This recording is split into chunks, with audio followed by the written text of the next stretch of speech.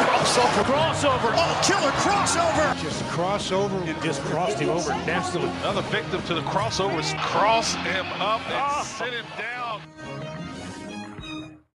Time for the crossover, powered by Everlevel Concrete Repair in Omaha at everlevelconcrete.com. John, Josh, and Nick.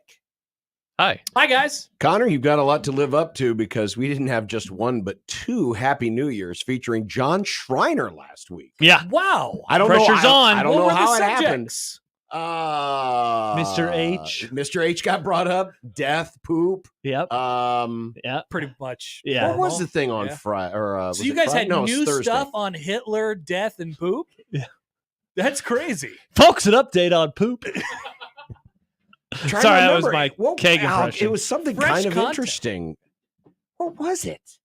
We're God, all now it's killing me because all it was three of it was those a things in one? conversation we've never had before. Was it really? about Mr. H. Which No, is not about impressive Mr. H. because It's we've not been about Mr. H. recycling This was- conversations. But it's This under was- easily hit. This it's was- not this even was two something yet. Else. This was something else, but I'm trying to remember what it was. Well, somebody will show up in our Hitler. in our comment section Yeah. at zonetv. Oh wait, you can't do comment section on zonetv.live. You can on YouTube though. YouTube.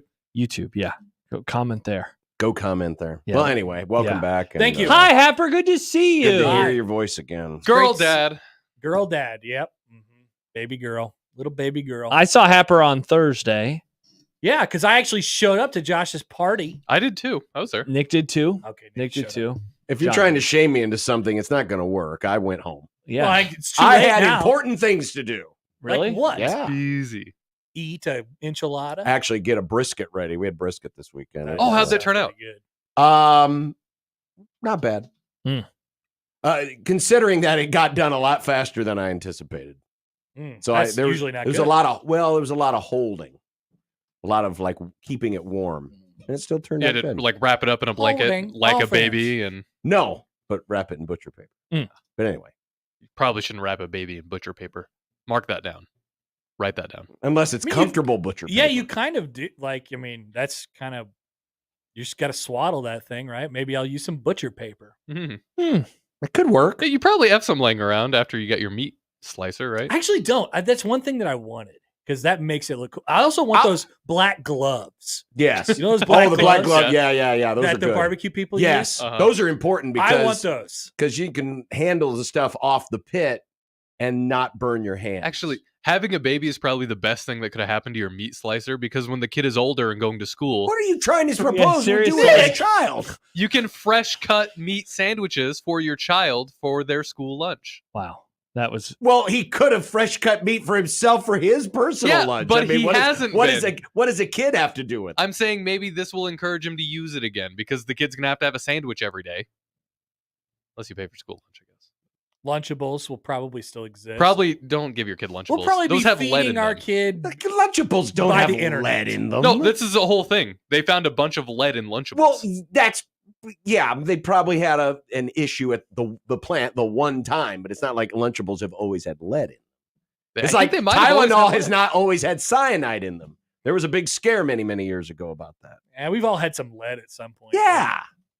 I mean, where else are we going to get our daily supply of lead now that they've taken it out of the paint? Charles writes, Nick puts babies in meat slicers. Should I put that on no context Yes, you 1620? should. Yes, you should. Hey, I have a question for you, John.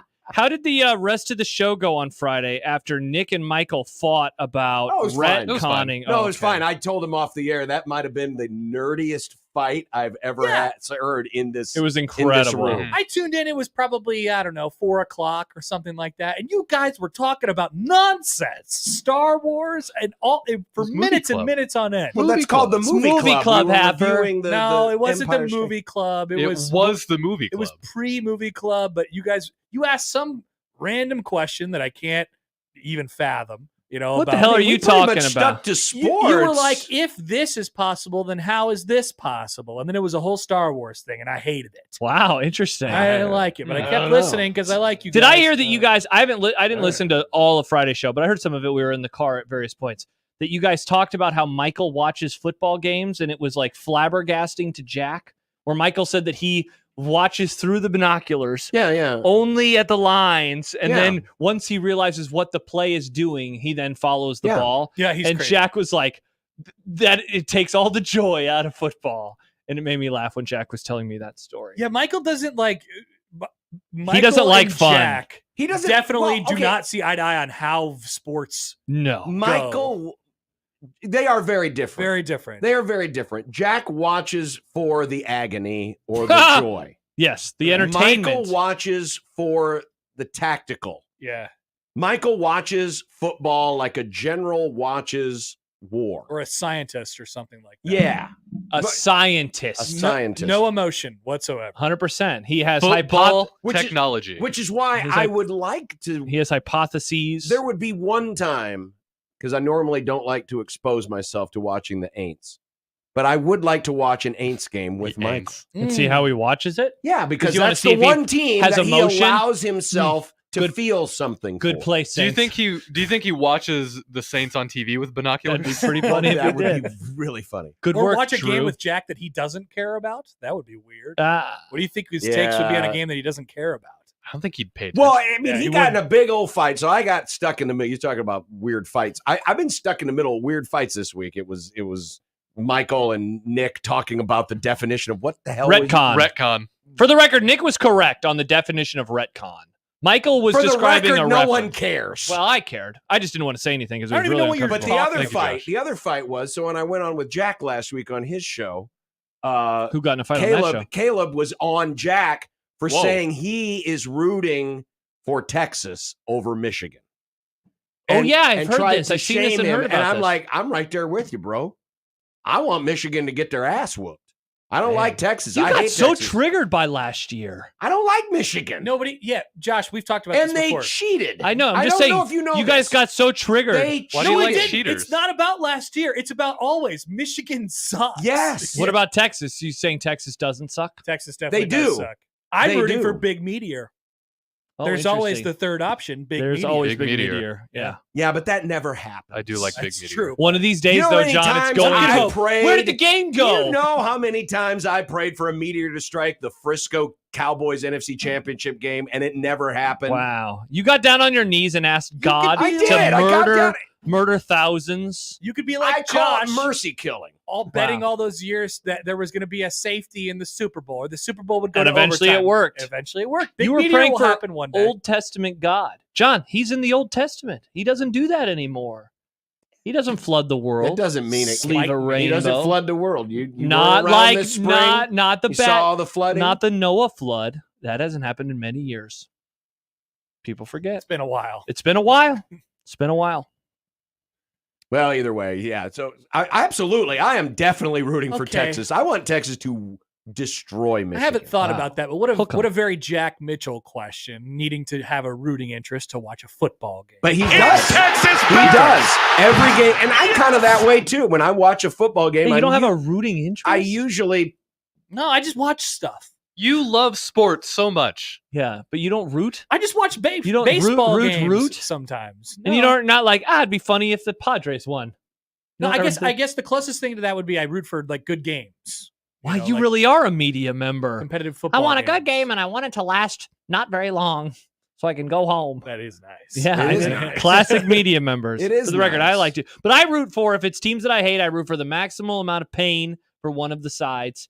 But then other times I root, Yeah, I root for teams. but Josh, you watch games you don't care about. Yeah, but I always find myself rooting for one side or the other.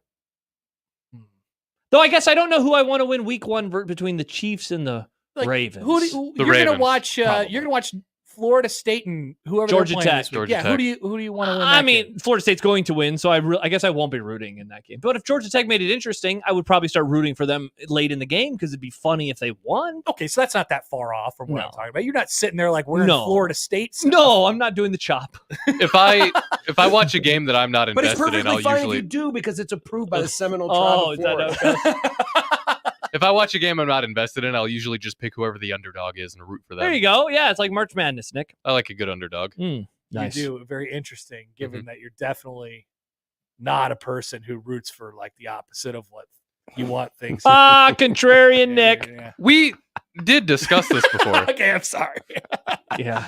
Contrarian implies that I'm doing it specifically just to zig when everyone's zagging. I know what the definition is. That's not what I do. Mm.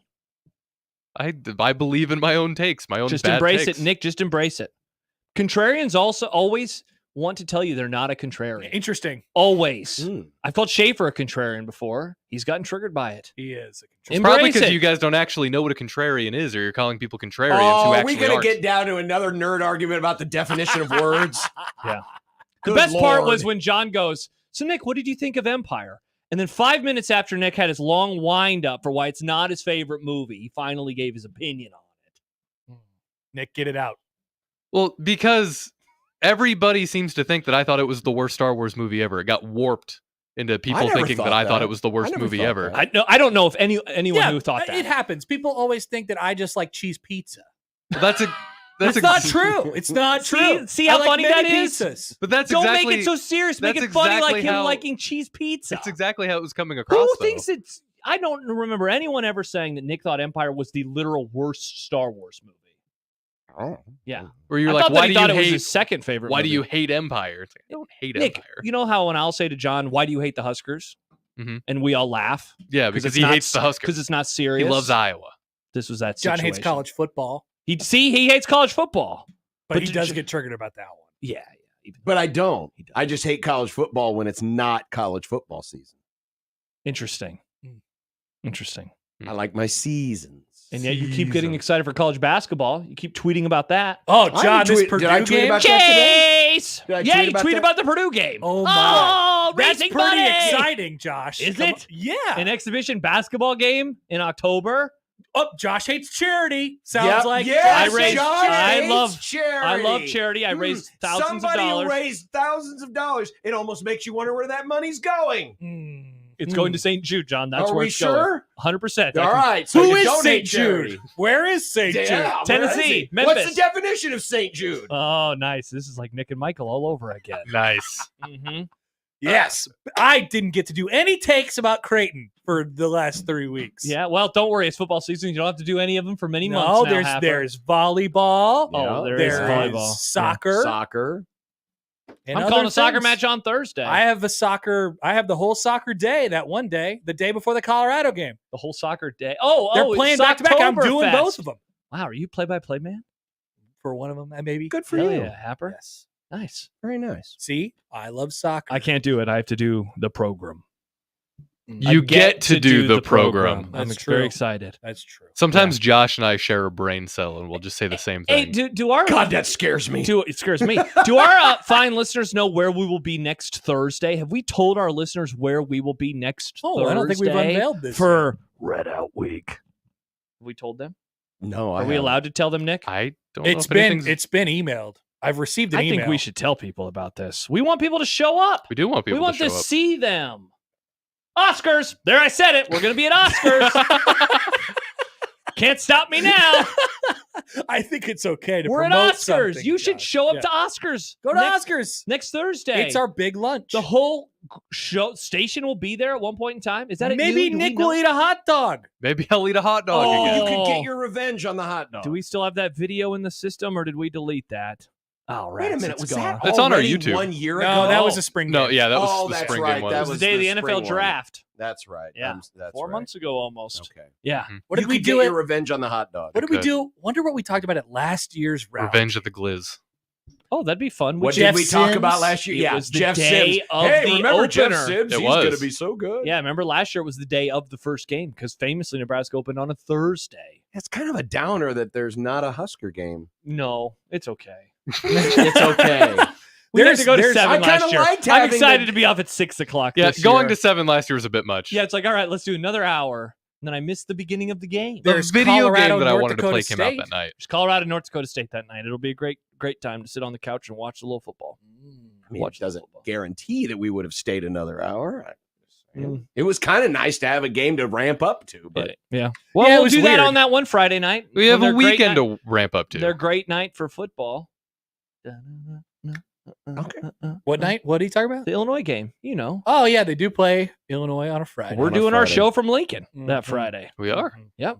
On a Friday. Yep, I got my media credential and everything. Oscars. Oscars Thursday. See you there next Thursday. Next Thursday.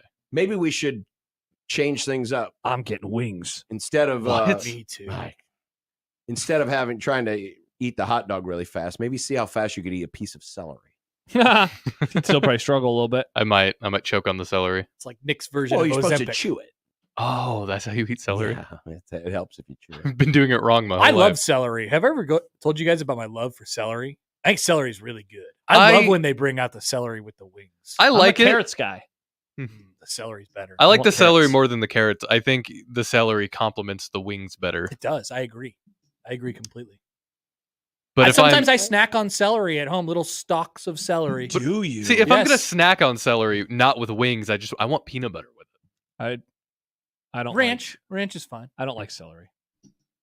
And then people always tell me, "Happier, what are you getting out of this?" I go, Isn't it like 0 calories? Yeah, it's nothing. crunchy It's water. apparently just water. It's like lettuce. That's so weird that there can be something that has no value whatsoever. There might be Well, fiber. I know No, there's a it does ti- have value. Is there fiber in celery? In the what is- mirepoix, which is The your what? celery, onions, and carrots. That's like a lot of the dishes. Holy Trinity. A lot of dishes start with sautéing celery and carrots and onions. All right, I found some stuff in them. It does it strangely does add something. Something. I don't know what. Sometimes A you little just need fiber, a a crunch. little fat, a little protein, Little and a earthiness, I little carbs. guess. Yeah, there's a taste in there. Yeah. Think Isn't of it wild it- that like think of it as- coffee has no calories? Think of it as cilantro without the intense. Oh, I hate cilantro. Flavor. I'm one of the people that thinks. Oh, it you tastes have like the soap. soap gene? Tastes That like soap. sucks Yeah. for you. Sorry. Have you heard about this? No, I've I'm heard of it. so Yeah. glad I don't have the soap gene. I like cilantro. I love cilantro. I wish I did, but I don't. When they put little chops of celery in like in one of the Chinese dishes, Chinese food dishes. Oh, I like that too. it's good. It works for me. Hmm. I don't know what You know what it is? It's like the crunchy versus the smooth peanut butter. Absolutely. You get the crunch. There's something. So while it's mixed up in all the sauce of the almond chicken or whatever it is, the Chinese And that you're having, it adds a texture. And it doesn't get soggy like a carrot It doesn't. That's a It good doesn't. point. You're right. or at least it holds its form better than a It carrot. does. It's like holding a reservation. It's a little more structurally sound. We should just make houses out of celery. You know that that would be a great Good one, experiment, Nick. Connor. Those of you who order, Chinese, and if it has celery in it, like I'm an almond chicken guy. I love almond or cashew chicken. That's Yeah, what I do good most one. of the time. Mhm.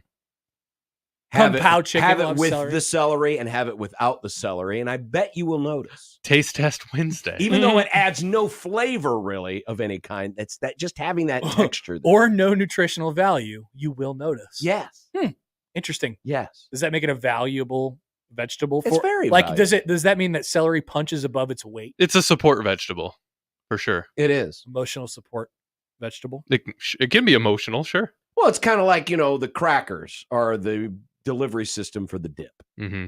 right? The Sure. celery is the delivery system for whatever sauces are mixed in. I do with like your eating thing. just crackers sometimes, though. Yeah. As a snack. Well, it depends on the cracker. Josh seems out on this conversation. Like club crackers, townhouse crackers. I don't mind crackers. Ritz. I was trying to think of what Ritz. I've eaten recently that kind of falls into this purview, and I was struggling.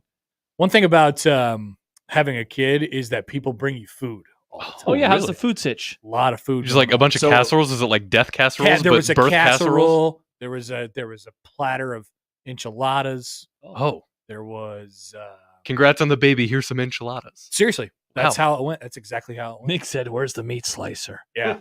It's been really great. There's just Yeah. tins and tins of things in our refrigerator. That's cool. Tins. Yeah. Like the Tin Man. Oh. Congrats on the food. Like the Tin Man. That's nice. I guess you don't have to cook or meat slice. I mean, it's a truly great gift Or meat slice. because you don't realize like when all your time and energy is devoted to just staring at this child who's not doing anything. You just have to be watching it all the time. Very true. That how much time you spend on doing other things that you need to do for your life. So having food made for us is incredible. That's good. Good. Good. We have triggered listener Ben. Ben? Viewer Ben, actually, on YouTube. Ben shows up and says, "Great sports talk. This show fell off since I used to listen." Ben, nobody listens to the Grateful Dead anymore. Ha! Yeah, Grateful Dead sucks, Ben. That You like band the is Grateful horrible. Dead? I'm not a deadhead. He's got a deadhead he's got the profile logo. picture. Yeah, they suck. I was thinking about recently the cultural impact of the Grateful Dead. Like Bill everybody Walton. talks about those guys. Yeah. I've never heard a Grateful Dead song. They're like the original Oh, Kiss with marketing. You probably have, but it doesn't resonate. I'm sure. I've tried to listen to the Grateful Dead and I Nothing just good. can't do it. They're just marketing now. What's Everything's their, marketed. What's their biggest hit? Yeah, see, that's telling. Well, Stinky Turd song, whatever. I don't know why that got me so good. Stinky Turd song. Let's see. Their first multiple paragraphs on their Wikipedia page don't even mention any of their famous song. Here we go. Despite only having one top 40 single in their 30-year career, Touch of Grey, the Grateful Dead remain one of the that was highest their grossing only tour. one. Imagine Only top having one top 40 song And that at was 30 literally years. like their last new stuff. And Mhm. how did they get such a cult following? Because people would follow them across the country. That had to have just been a time and place Name thing. some crappy artist who's at a top 40 song.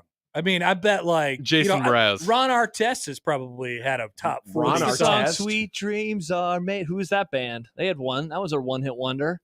They've had more than the Grateful Dead. It's true. Exactly. Green Day. They've had Will many more. Smith. Will Smith. Green there Day you was go. actually good though. Green Day's great. Will Smith was actually kind of good too.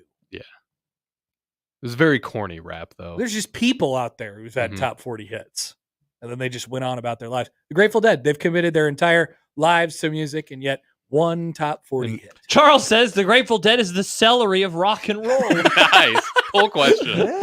Eurythmics. Thank you, Charles. That was the song. I Sweet was Dreams. trying to remember. I Sweet couldn't. Dreams are made of Freaking dreams. Grateful Dead. They just put their logo on everything. Disc golf all over. There's so many disc golf That stores tracks. Yeah, that's that because just has people love Grateful pot. Dead. Dude. Yeah. The pot people love anything that has to do with pot. And they and you know They like, make it it's- their whole identity. Yes, it's green stuff and like rainbows or like tie-dye stuff. The pot people love that. They love that. All right. Well, tie dye is pretty cool. To be fair. Am I wrong? If the You're kinda- shoe fits, the shoe fits perfectly, Nick. The shoe fit perfectly for what you just said. It just feels weird that people because there's people who disc golf who weren't alive when the Grateful Dead were a thing, but the Grateful Dead is still putting their branding on everything. Yeah, but I mean, people still like Nirvana, and they've been dead for many years. Yeah, but Nirvana had more than one top 40 hit. they did. That's Do you true. have to like Grateful Dead if you're a pot guy? Poll No. question. By the way, when I filled in for you, people said that I called for too many poll questions. The day that I did last week when I did your show. Were they good? Were there? I thought that the poll questions were excellent. As I Wow. called for them. Yeah, I called for some very good poll questions. take a look. At least I thought I did. Levi in Colorado. Don't disrespect the Eurythmics. John, were you into the Eurythmics back in the day? No, not really. Yeah. No, John doesn't like good fun music. Oh, He interesting. only liked to He listen to loves Huey the Lewis in the news. He only liked to how listen can you to- say that. Huey Lewis in the news, man. he liked to listen to Hip to Be Square and the same AC/DC song on repeat. Okay, first of all, no, because they have many more songs than just one. They all sound like the one. Okay, whatever. Why not Hoiberg says tie-dye is cool, says the guy who plays disc golf. Very on brand. Yes. Jim and O'Neill says, I like the Grateful Dead, but I don't commit my life to it. Yeah, Do you like pot, Jim? most deadheads dedefinitely do make it their entire personality. They do. They It's like, do. look They- at me, they I'm like a to deadhead. Yeah. Cool, bro. I don't know how it. I don't know how they. That's a weird position to be in society. Even the How did they get there? Even the Insane Clown No, they Posse just had still multiple working top it. 40. Well, I don't know Did if they they had really? top 40. I don't know if they had top 40. John, do you know hits. about ICP? Juggalos? Are Juggalos Oh, yeah, the Juggalos? Juggalos are the modern Deadheads, aren't they? Are What's they? a juggalo? fan of Juggalos aren't Insane- modern anymore. That's Insane gone. Clown Posse. Yeah, Do you know but who we Insane don't Clown have Posse is? another Why do thing they that's call them similar. juggalos? Good question, John. Swifties. It's the Hatchet Man. I don't At least remember. Deadhead makes sense because Violent J and Shaggy to Dope. Wow, what a weird band. I never Yeah. got into them. Originated from a 1992 song from the hip hop group Insane Clown Posse we know called that The part. Juggala. Ah. So it came from one of their songs in 92. What is the modern day equivalent to that? I don't think we have it. I think the Juggalos are still the modern We day need a new Juggalos. cult. I think the Juggalos are maybe Swifties. Insane Clown Posse Too that's popular. definitely a had cult. had 2 platinum albums Okay. in the 90s. So more than Grateful Dead. The Great Malenko and the Amazing Jekyll Brothers. Yeah, One but of you them don't need premiered it. at 4 on the on the sound scan. You don't need to have any you don't need to sell any albums when literally everyone who listens to your music just follows you around everywhere you go. That's a great point. It's Yeah. true. To the Deadheads, the concert is their CD or Yeah. their digital download. They take pride in being the tiniest, least known about cult. The worst cult. One of the times we were in Chicago with the family and you went to see Cubs games, we were traveling into downtown to get something to eat, and apparently the Dead were in concert at Soldier Field, and you could definitely tell by the smell on the train. Nice. Oh, That because Chicago's of a marijuana. smelly place. Well, the marijuana, the not bathing, it was a Nick, these are your people. They're not my people. Interesting. it- How much tie-dye, John? all of it. All right, they might be my people. These are your All people, of it. Nick. I'm just All saying of it. tie-dye is kind of cool. And then I said, "What a nice day it is," and they said, "Is it really?" Because they were being contrarian. Got him. Nice. Zach emails in, Grateful Dead is basically just fish. Oh, yeah. Do you- It definitely is fish. do you know What it's is like fish? trout? Fish. Like Phish. Fish. So Yeah. Oh. does Fish still have followers? Yes. Oh. Do people still follow people Fish love around? Fish I concerts. feel like I never hear about I feel Fish. like if Fish wasn't spelled that way, they wouldn't be as famous. Is Fish a jam band or a Christian rock band? They're a jam band. Okay. Yeah. I thought they were a Christian rock band for No, some you're reason. thinking of the Jesus Fish. But this is the band Fish. My bad, you're right. Yeah, you were indeed. People do love going to those Fish concerts, though. Ian writes, I am questioning whether Nick is truly of music Oh boy, if he here we doesn't go. understand the cultural impact of the Grateful Dead. I don't understand the cultural impact of the Grateful Dead. I think we need to I know take your that of music He sticker. does know about ICP, though. It dispersed Ah. hippies kind of throughout everywhere. Mm. That's about all I got. So they're the ones to blame. Grateful Dead made hippies? Because people would Mm. follow the Grateful Dead around, and then sometimes they would just be like, So all now right, I I'm going have- to live here. Now I got to figure out. Okay, I'm going back in time. I can only eliminate one thing. What do I do? Well, I guess I have a new person, a new group. Kevin Good Kugler, one, John. Kevin Kugler writes in, former sports sack Stacy, remember people forget that was her name, the Yes. sports sack, was and is a huge Fish fan. Really? Judging Kevin or knowing Kevin like I do, I'm guessing that this is a It joke. feels like a joke. I'm guessing she actually might hate them. This would be like saying Michael Severe loves jazz. Yes. Jazz, the restaurant. Not the Jesus, Jazz. the So music. does that mean yeah. we all text Stacy right now and say, hey, I heard you were a big Fish fan. Yes, I think so. Tell us their best song. Let's get her a shirt. Top A 5 Fish songs. Go. I couldn't name one. There's a theory that Mill, what's his name? Tenniper? No, the guy Mil from Cars. Mascaras. The guy from Cars, the Mill- hippie bus from Cars. I don't remember his Larry name. the Cable movie Bus Cars? From Cars? Yes, the movie Cars. Oh, the one oh yeah, it was George Carlin. Yeah, there's was a the voice of theory. the bus. There's a theory that he was a deadhead and he just kind of got lost in Radiator Springs, so that's why he's at Radiator Springs. 'Cause He was They're following. talking about the character? Yeah, he was following the car version of Grateful Dead around, and then he just got lost. Oh, I haven't seen that theory before. Fish's most popular song on Spotify is called Farmhouse.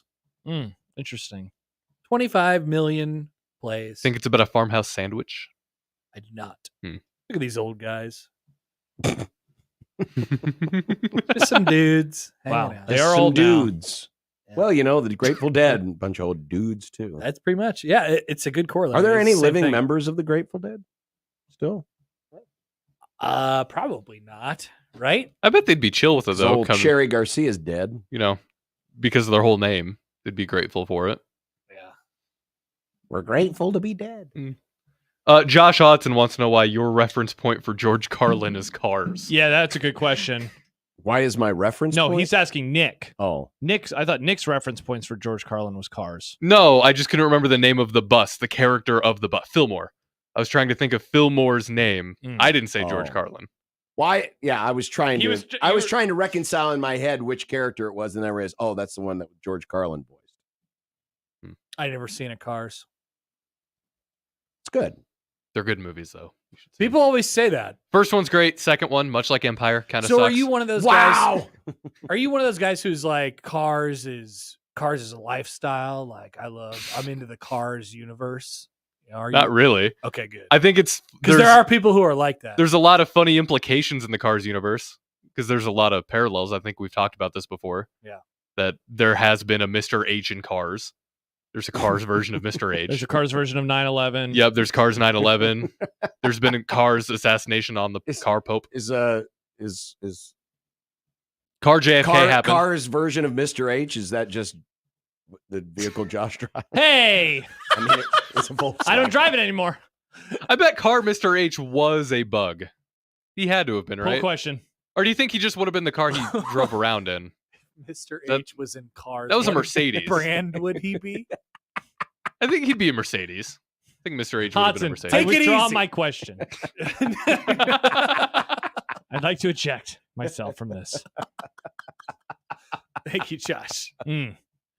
Interesting. Oh, yeah. I mean, this could be an engaging conversation if you were sitting around doing things what deadhead people do.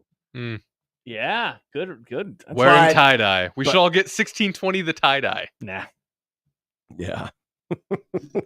It's pretty cool that you guys got that 1620 the baby onesie. Tie-dye shirts, though, seem to be they're so uncomfortable. It's not about It's what never they a good are they? quality. It's never a good quality Yeah, of the shirt. shirt is a bad If quality. they made a shirt like this and it was tie-dye and it just said 1620 the zone, I'd wear it. It's beautiful. They John, do. John, They- you own any tie-dye? They make a lot of shirts that are just but normal material that are tie-dye. Why would they make their T-shirts Because out the of hippies uncomfortable make it and they material? want to make it really Seriously, cheap. John, he's not wrong. Yeah. I have owned a tie-dye shirt and the material is always uncomfortable. It's not like like a brewery shirt. I've got a is tie-dye These that's are made out of a weird Carhartt. people, man. I'm telling Yeah. you. I've got a Carhartt tie-dye. It's great. Why would you want to purposely make things that are uncomfortable? I don't know. Why are you a fan Especially- of the Grateful Dead? Especially if you like your being whole, an idiot, If your whole vibe Ben.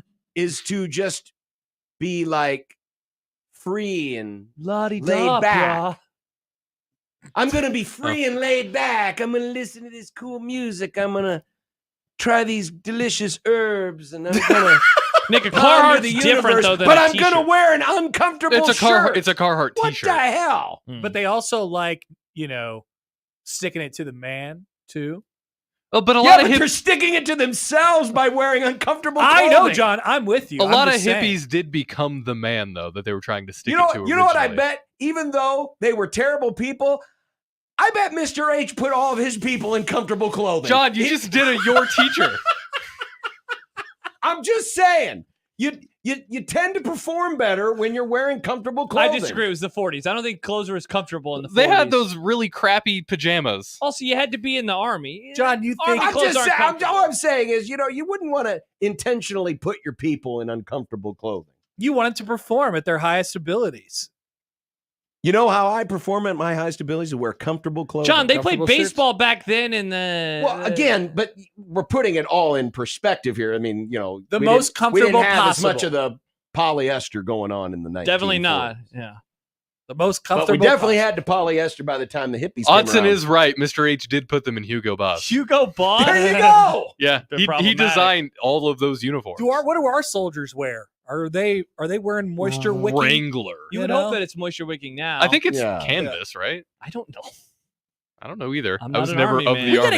gotta get an army deal with Nike or something like that. You know? Under Armour. yeah. Yeah, but then we're going to have arguments about, the Army's wearing their alternate uniforms again. I hate these alternate uniforms. What is it? What are we, Oregon? Speaking of uniforms, we were bored last night. We were doing other stuff. But we were like, let's just throw on one of these preseason games. Dude, those new Broncos uniforms are straight trash. They're just really They boring. Are so bad. Have you seen this? I Have don't you think heard they're. about? I don't think they're so bad. I think they're terrible. They're just nothing. They're bad. They went from nothing to nothing. Yeah. It's the celery of uniforms. I think they're horrible. It's not Definitely. good. No, I agree. I mean, I thought they were horrible. they I thought should've they looked gone- really bad on they TV. should have gone to what they used to wear. And everyone was like, Bo Nix, Hall of Fame. Yeah, they were saying that. He made some nice throws. Mm-hmm. Wow. But is he good? But is he good? No. Is Caleb Williams good? Yes. Definitely. Wait, you can say Caleb Williams is good, but you're not going to say that Bo Nix is good? Speaking of Caleb Williams, Based on one preseason game? No, based based, off how on they the played in- entire body of work Yeah, from both. exactly. Bo John- Nix is inconsistent. You should listen, John, to the Bet the Board preview of the AFC West and hear the stat for Bo Nix air yards and how it is always like point. 2. Yeah, not even. Yeah. He throws 2-yard passes like Apper says, and then the guys run around. He's going to stink in the NFL. Sorry, Broncos fans. All right. That's my opinion. Put that on the list. It's just okay. Josh is out on drag routes. I do like them, but just not every play. But what if it works? What if the drag route with Bo Nix I'll running apologize. it is the Nebraska option of Tommy Frazier? If I'm wrong, I will say I was wrong. They're just the Broncos become Or all this- they do, they just only do drag routes. That's all they do. Drag routes and screens, baby. Bo Nix will stink. There we Years- go, on the list. Years later, you'll have people doing documentaries. They did that drag route offense, and it was unstoppable. People forget the West Coast offense was initially invented because they didn't have a strong arm quarterback and they went to a shorter controlled passing game. Maybe Bo Nix he's like the Bill Walsh of He's Bill also Walsh. 100, though. He's very, very old. Not Bill, Bo Nix. Bill's dead. No, Bo Nix is very old, though. He's an Yeah. old player. Played college for 100 years. How old is Bo Nix? He's like 24, I think. That's not that much For a older. rookie, it is. I mean, he's not going to Yeah, be bad because he's old. He's going to be bad Yeah. because he's bad. If he was good, he would have gone to the pros earlier. That's my take. That might be true. Yeah, that's my take. I didn't realize you were a Bo Nix You know, guy. I'm not a Bo Nix guy. I was just asking a question. Okay. People forget Ndamukong Suh played in all 4 years of his college. Yeah, he was old. Was he too old? No, he was awesome. But he also wasn't throwing 2-yard passes. He was slamming Cody Hawkins' face into the ground. Yeah, he was. That's what Hey, he Colt was. McCoy. Whee! Oh, What if- man. Put Sue up in the booth for that game and just man. throws him Just out. tosses him out. That'd be great. Bye, Colt. Whee! All right, be fun. well, there you go. Our first crossover back together. We talked sports at the end. There Yes. you go, Ben. Yeah, We love Ben. sports. Ben the Deadhead. Yeah, it was Ben's criticism of us talking about celery that led us down this weird path that insulted deadheads. so really, and this got is me you- wondering why hippies wear uncomfortable clothing. So this crossover is actually your fault, Ben. Yep. We did this Yes. because of Ben, you. go. We The don't whole want second you. half of the crossover Go was away, because Ben. of Ben. But we also talk about sports because of him, too, at the end. Wow. I guess he got his wish. Maybe he He got did. his wish. Yeah. I hope he's a Broncos fan and was excited about Bo Nix.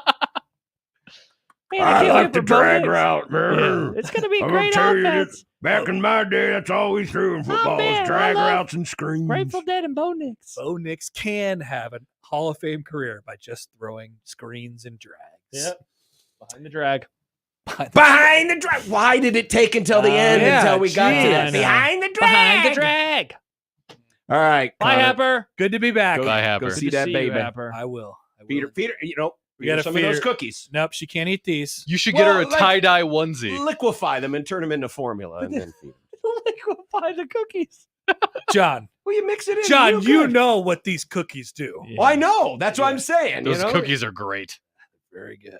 I'm happy for Grind you. them up. It wouldn't real- take real very fine. many liquefied cookies to make her full because that's what these cookies Now do. that would be a Mhm. fun, if you fed a newborn Cookies if and it was cream possible, formula? if it was possible to feed a baby one of those cookies, how much weight would they gain?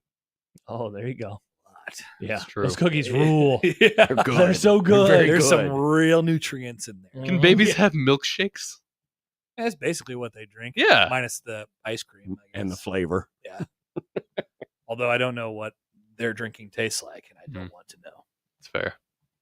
Not All at right, Connor. Bye, Happer. Bye. There's Connor Happer. We got a Grum. It's Monday on 1620 The Zone.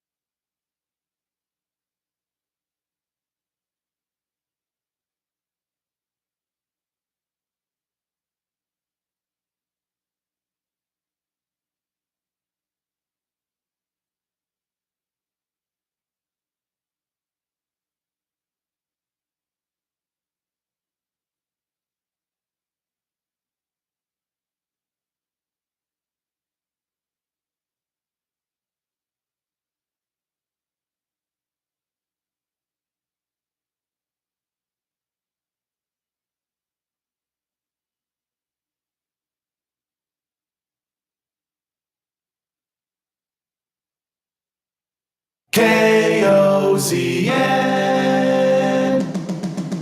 Unsportsmanlike conduct on 1620 The Zone. Husker Athletics, Creighton, and yes, UNO. Don't miss a moment, they'll give you your fix. They're on every day from 2 until 6. Spend your afternoons with John, Josh, and Nick.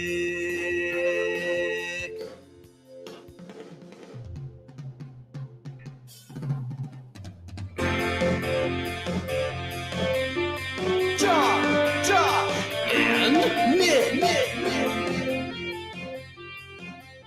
They'll show you what sports talk really is. Oh, boy. That's a I noise. really don't have anything. Don't have anything? Nothing at all? Isn't there a baseball game on?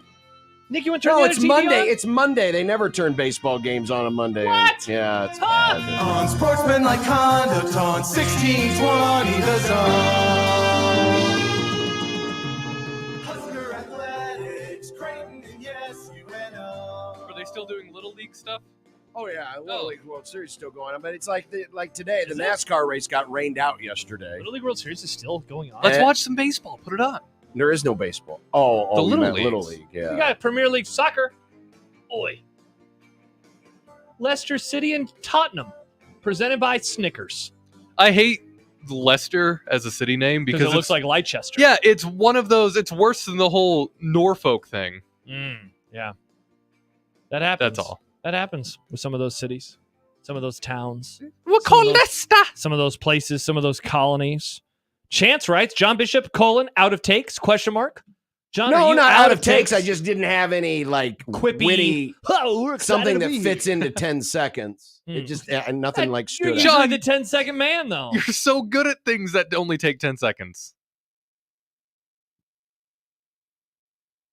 Anyway, we have Little League baseball on. Oh, cool. Is this stupid thing done yet? Well, Does it look obviously- like it's done, obviously Josh? not. They're playing. How's one team only played one game and the others played two? This doesn't make any sense. I thought this thing was done. I thought yesterday, the game last night was the culmination of this dumb event. No. No, that was the Yankees and the Tigers. I know. I figured That's it was not like the Little League World it's like, Series. you know how at the Masters they play the Masters and then the next day the media gets to play the course. I thought that last night's game was like that. It was the baseball equivalent of the media getting to play at Augusta. No, So, no. How does it work? How come the Little League World Series has a tournament for states, but also the world? That's Because we're the Because it's an United American, States, yeah. and it's our damn event. And if y'all want to be a part of it, you have to accept the the record, I fact don't want to be that a part we're of it. going to have more teams than you all are. Mm. Yeah, but that is Is there a separate U.S. team? Is there an all-star Little No. League team? No. It's They're the ju- they're- states. It's always the been ultimate regional. state that wins is then the United States versus Okay. Yeah. whomever. Yeah, makes the it out. final is USA blank USA versus blank. versus the world. Okay. So it's I mean, we invented the sport. It's kind of, dealer's choice. fair. Okay. Dealer's choice. Charles- If soccer wants to turn, and turn their event, of course they've got their goofy rules too. They can go right ahead. If Canada wants to do a World Cup of hockey and it always guarantees it a Canadian, it's their purview. It's their sport. Also, Nick, it's Little League baseball. Who cares? The kids do. I'm not one of them. They gotta talk I'm in to my 30s. They gotta talk to Don't major league pitchers last night. That's awesome. I talked to a major league pitcher before. You don't see me bragging about it. You just did. Well, you need to brag more about it, I guess. I talked to Pat Venditti with his two arms. well, we go. most of us do have two arms. He throws with them though. I apologize on behalf of the Grum for Josh being insensitive to those who do not have two arms. I would like to apologize to those who only have one or zero arms. What about those who have three? Do those exist? Do you want to apologize to someone with 3 arms? Because it would be a little intrusive. But think of how many more things you could hold. I can't imagine what kind of shirt you'd have to wear to our photos if you have 3 arms. Well, I guarantee if it was a hippie wearing, it'd be an uncomfortable one. And Yes. tie-dyed. Yeah, indeed. It'd be tie-dyed. Tie-dyed and uncomfortable. Charles writes, Daddy's home. Lick, lick, lick. Hey, Daddy's home. Lick, lick, lick. The Grum Down didn't get posted. Oh, no! Well, I just finished it.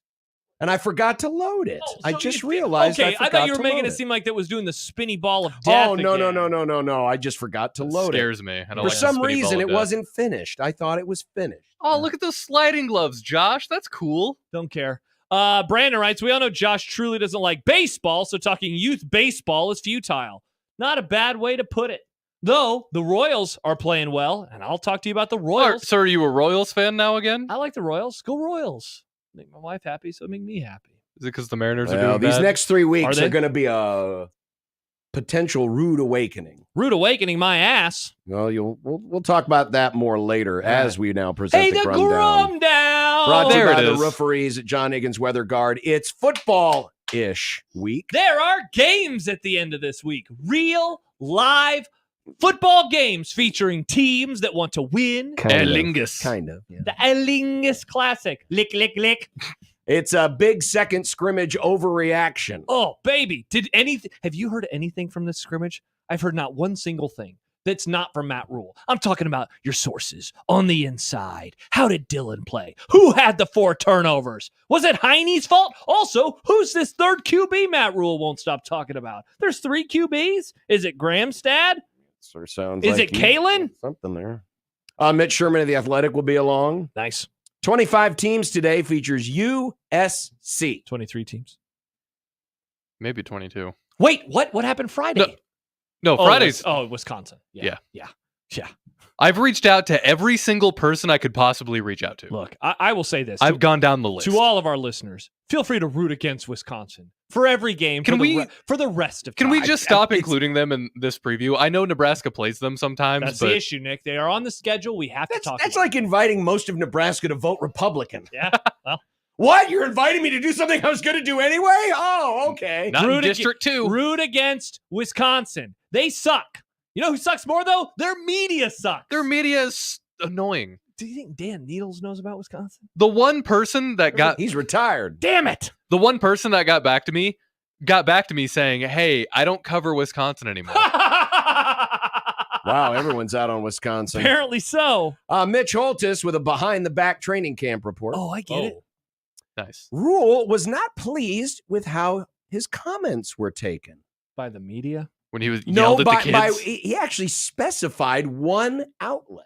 And Oh. not a local one. It wasn't 1620 It was the not zone. 1620 the zone. the Yeah, mainstream media. But I want to examine that a little bit because it was something we talked about last week. Okay. The comments that Rule made. Perfect. Will you be triggered by a cashless Memorial Stadium?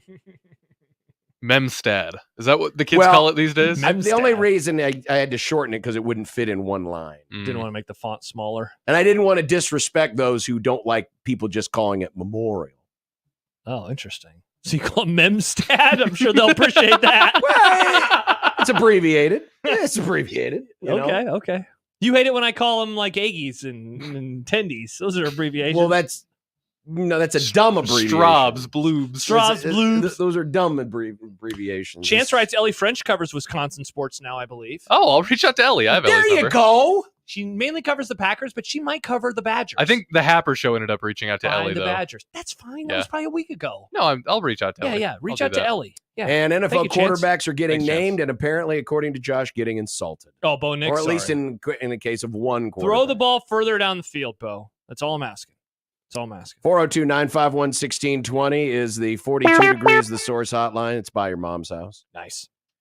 The Equitable Bank inbox, John at 1620thezone.com, Josh at 1620thezone.com, even Nick at 1620thezone.com. You know, folks, you should really appreciate Equitable Bank because not only do they take banking personally and answer the phone on the first ring, they are great friends of the program. Long time, consistent, never wavering. Nice. Thank you, Doug. Friends of the program. He'll never Thank leave you, us. Doug. He'll never leave us. He'll never leave us. Good. He'll always be there for us. And you can also hit us up in the 42 degree. Oh, no, that was the phone line. I was going to mention the J-Tech Construction Zone Twitter feed. You know, J-Tech Construction is also a great friend of the Grum. Yeah, that's what Chance does. Pat's nephew went to the same elementary school as me. Got to meet him. Take that, random children. There you go. Take that, random kids. With your stupid baseball. Lead off a bit. At USC 1620 if you want to tweet at us. Mhm. And we do have a poll question. In fact, we'll mention it now as we get ready to welcome Jack Mitchell into the show. But over the weekend, I announced that there is one thing that is taken up a lot of the oxygen in Husker preseason land that, quite frankly, I don't give a damn about. Oh, okay. And that is if Matt Rule ever officially announces a starting quarterback. You don't give a damn? What if he... I don't give a damn because it'd be like, when will Matt Rule ever answer the question, what's 2 + 2? I already know the answer. So does he. Show your work. Do you need him to tell you what the answer is if you already know it? Fair. It's a great point. But we have 4 options. Yes, do it soon. No, we already know him. Or eventually, but no rush. And you can vote. And we'll talk about that with Jack and more Let's do it. as he joins us from the green room next on 1620 The Zone.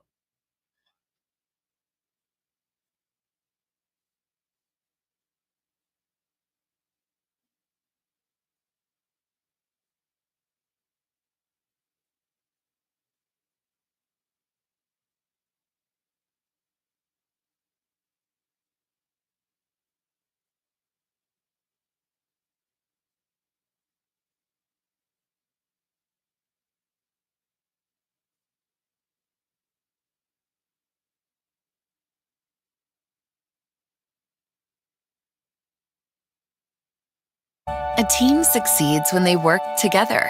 Banking's no different. At UBT, we're in your corner for every financial move you want to make. Your money's backed by a roster of experts who put in the work to know you and your community. So whether you're opening a savings account, buying a home, or planning your future, you always know who to turn to. Working together toward your financial goals. That's a win in our playbook. Union Bank and Trust. Equal housing lender, member FDIC.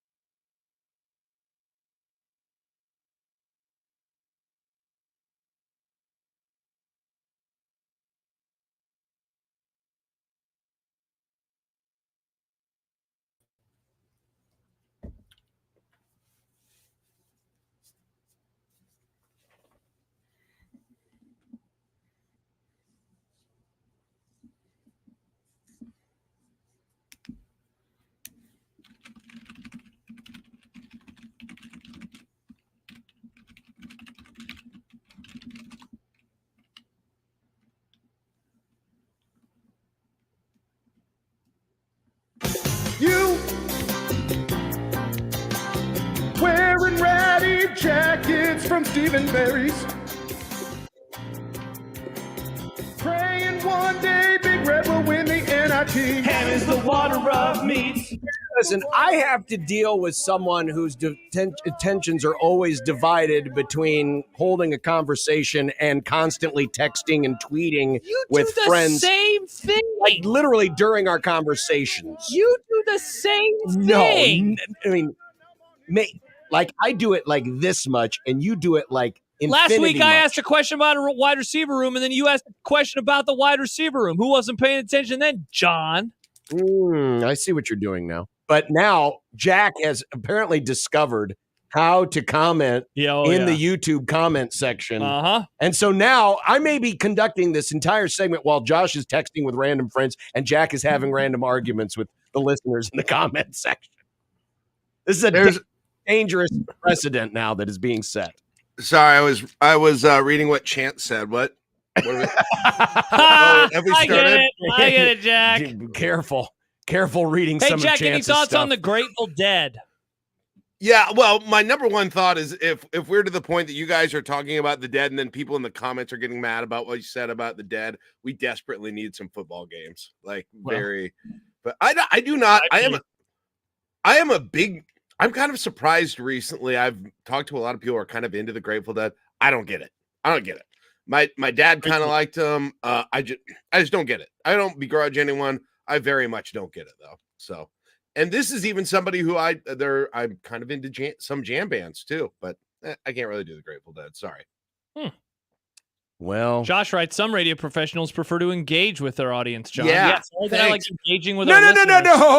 Thank you. What engaging with people who are not listening? You're Wrong. like friends and all these other things. I'm taking screenshots. I tweet from the no context You know zone. what?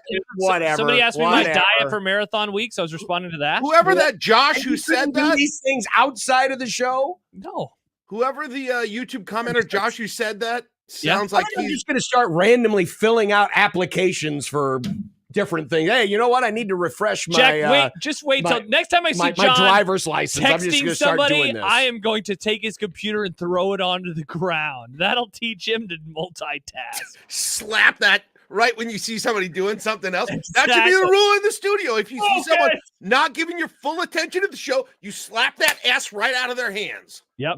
Right there. I don't care. Buy it a new computer, buy it a new phone. But I appreciate that Josh in the comments defending he sounds like a nice guy who would defend me. I appreciate that. Oh, interesting. That's nice of him. You know what I've learned over the years? People named Josh are untrustworthy. I think we're very handsome. There's a book of the Bible named after, or I guess I was named after the book of the Bible. And they're arrogant too. They think the Bible, they took names of the Bible from him.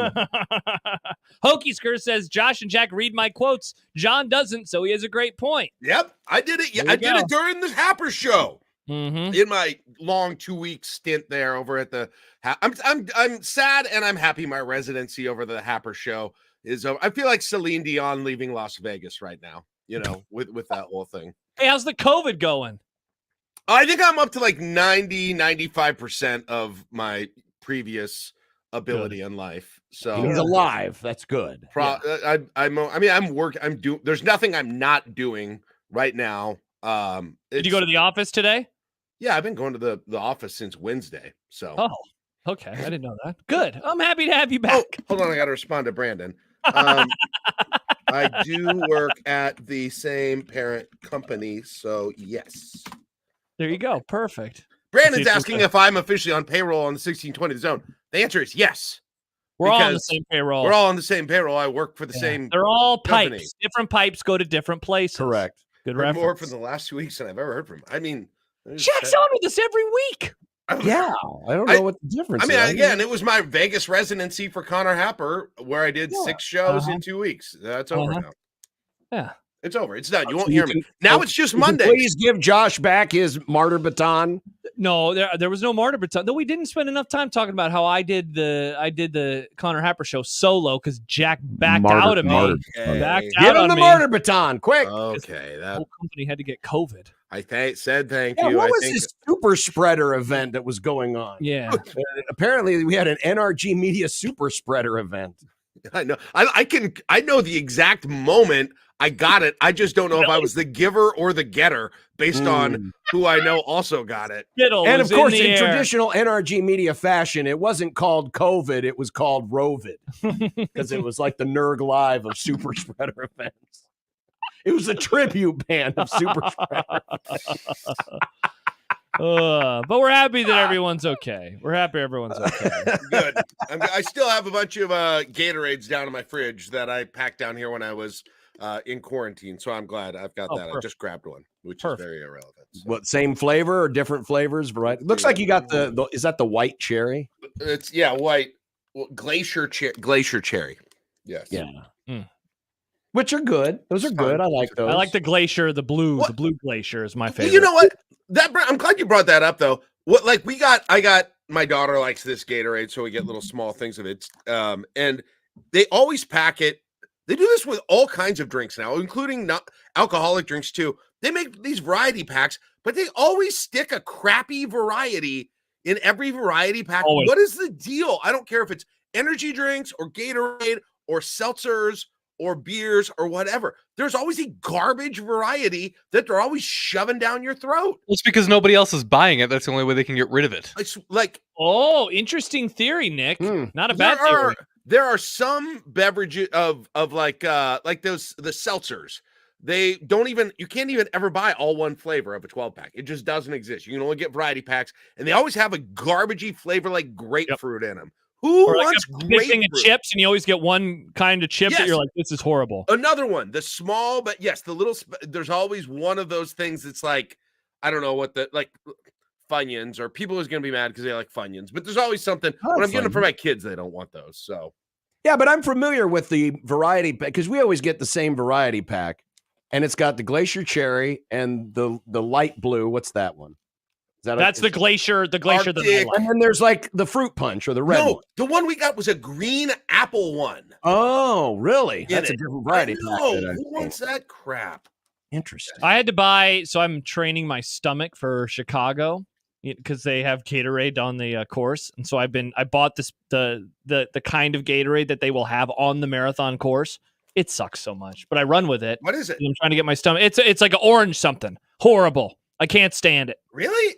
Yeah. It sounds fine. What is it? Is it just that high C drink that McDonald's always served at different events? No, it's the Gatorade. It's the orange Gatorade. You really like that? Maybe it's lime. Maybe it's the lime one. I don't know. Whatever one it is, not a fan of it. You just don't like the OG? Okay. Yeah, I like the light blue Gatorade. The OG is the yellow out of the glass bottle. Oh, yeah. The yellow out of the glass bottle. I'm the old heads again. Well, Carson already said it, and Jack's probably already seen it because it's in the comment section. Remember when Gatorade came in glass bottles? It tasted way better back then. I remember the Gator gum. Gator gum? Quench gum. Or quench gum. I thought it was called Gator gum. Either way, they might have both.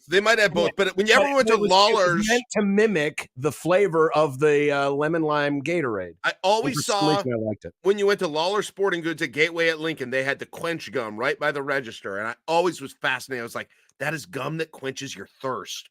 It was so, and I don't think I ever. It was a great marketing ploy because we would try it and it'd be like, okay, it's kind of, yeah. Did it work? Did anybody try it? No, it wasn't. Get it? I think it was just the novelty. It's a hell of a marketing. I'm gonna buy some of that. And get. It's like Don Draper saying it's toasted for the cigarettes in the pilot episode of Mad Men. Did you guys ever get have the gum that looked like Band-Aids and it came in a Band-Aid tin? Oh, yeah. I used to get that all the time. Yeah, just for the tin. Didn't it lose the flavor like that? Yeah, it was like apple, strawberry, and some other flavor. Yeah, never heard of this. Jack, I got a football question for you. Football? Football. Okay, I guess. Sport. Yeah, they're playing it this weekend, and then Nebraska plays the following weekend. It's your show, I guess. Three positions you're most confident in, 3 positions you're least confident in. Look at that. A new way to ask the same question. That's exactly right. 9 months. It's the dog days of questions. Yeah, thank you. Yep, it is. It is. 3 that I am most confident. Number 1, defensive line. Nice. Good take. Number 2, I don't, man. Now that you put it this way, I'm starting to feel bad about the season. Uh-oh. What about quarterback? What about quarterback? What about wide receiver? What? Not confident in the wide receivers? Well, but I mean, if you're looking at actual proven. One guy did it at Wake Forest. Okay, I'll say 2 defensive backfield, 3 quarterback wide receiver tied. Wow, that's wild. Well, I mean, I understand where he's coming from. I mean, certainly in terms of excitement and potential, quarterback and wide receiver, but you're not confident in the wide receiver room? I have heard. I'm asking John now. You're not confident? I'll believe it when I see it. Okay. I am excited for the potential as Josh has now dropped out of your internet. Yeah, I know. Has crapped out. Oh, what is wrong? Get that fixed, Josh. Jeez. Wow. I hate you. But this is hard. Wow. I can't believe it. I know. Strange, isn't it? I mean, we're literally on the same internet. It's almost maybe like the computers.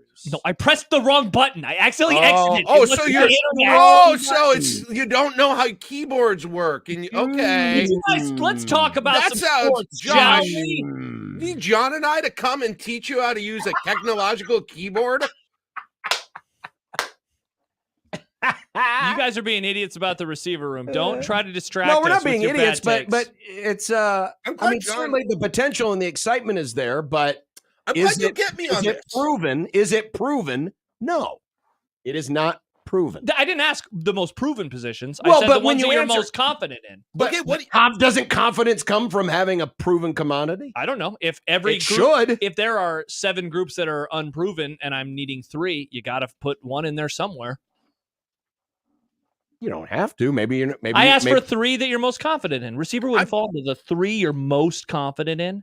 Maybe If it does, not. you're just No, it's how can you feel confident? I mean, you can most confident. I'm not saying we're it's comparing it all to the based whole on it's all roster. based on hope. Then No, It's you're all based comparing on it hope. to the whole Hold on. roster. The whole roster. Yes. T.O. I'm going to take a 30 here. Okay. Not a full. Can we just no, I just need a 30, so I want to get it.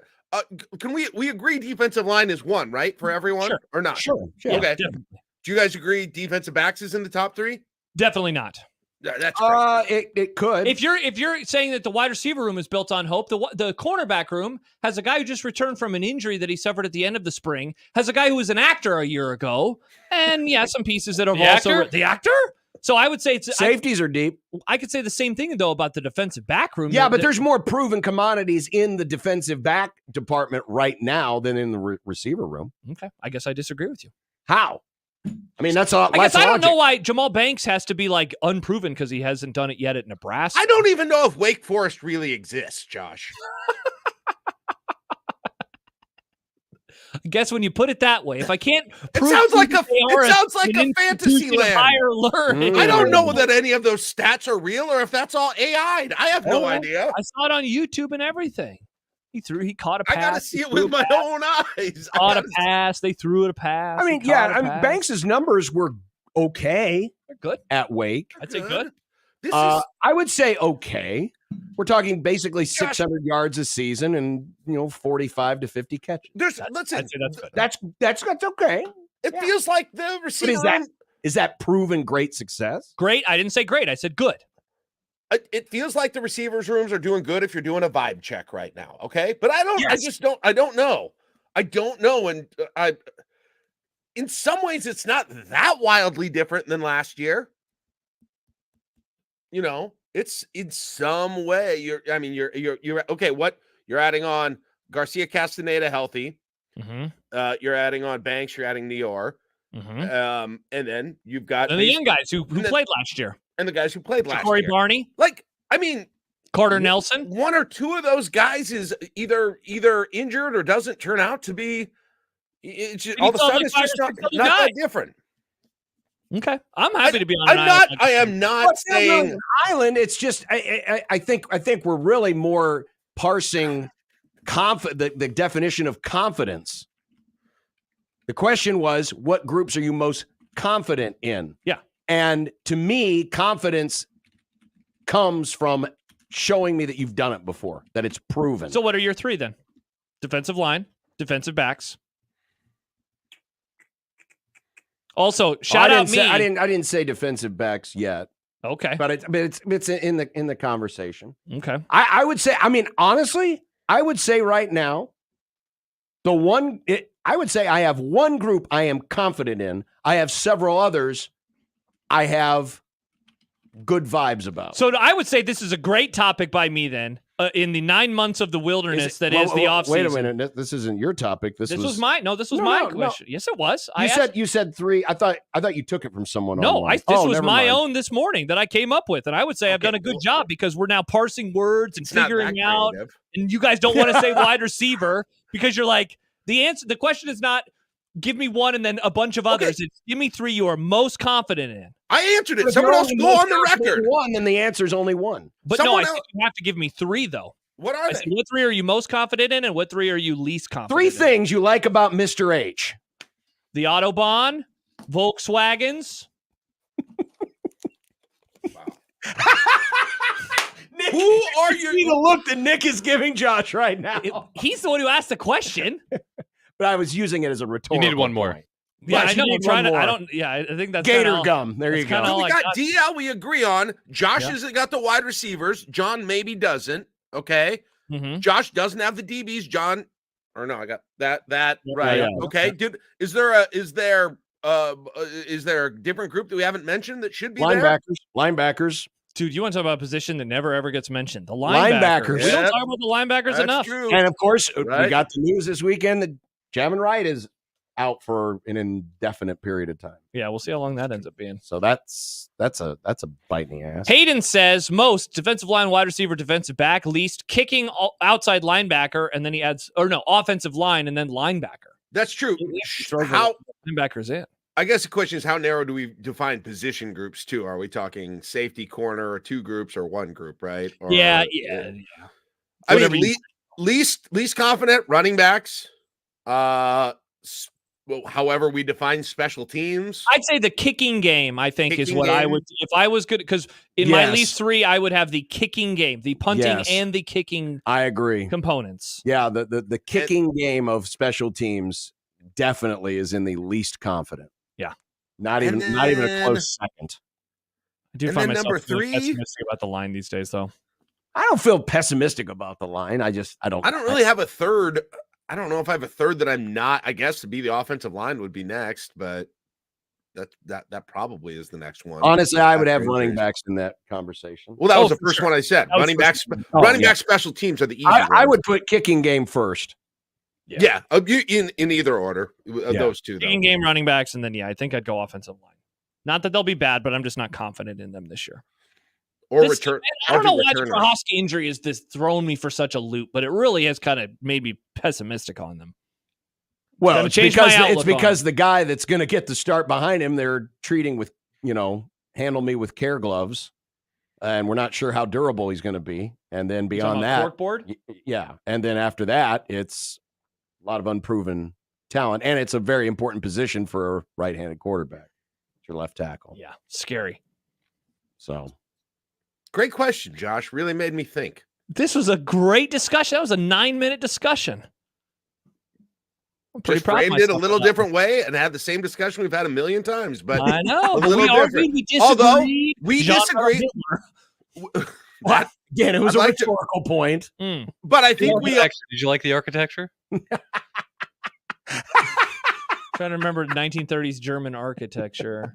Wow. Well, they burned some of it down. Oh, yes, they sometimes did. on purpose. Didn't like how we handled books. I'm a little more tenuous on the wide receivers, and I've got a little more confidence than Josh does on the defensive backfield. Is kind of What's funny is we barely talked. I mean, I know you mentioned them in your original 3/4, but barely talked about quarterbacks. So they fall right there in the middle for all of us.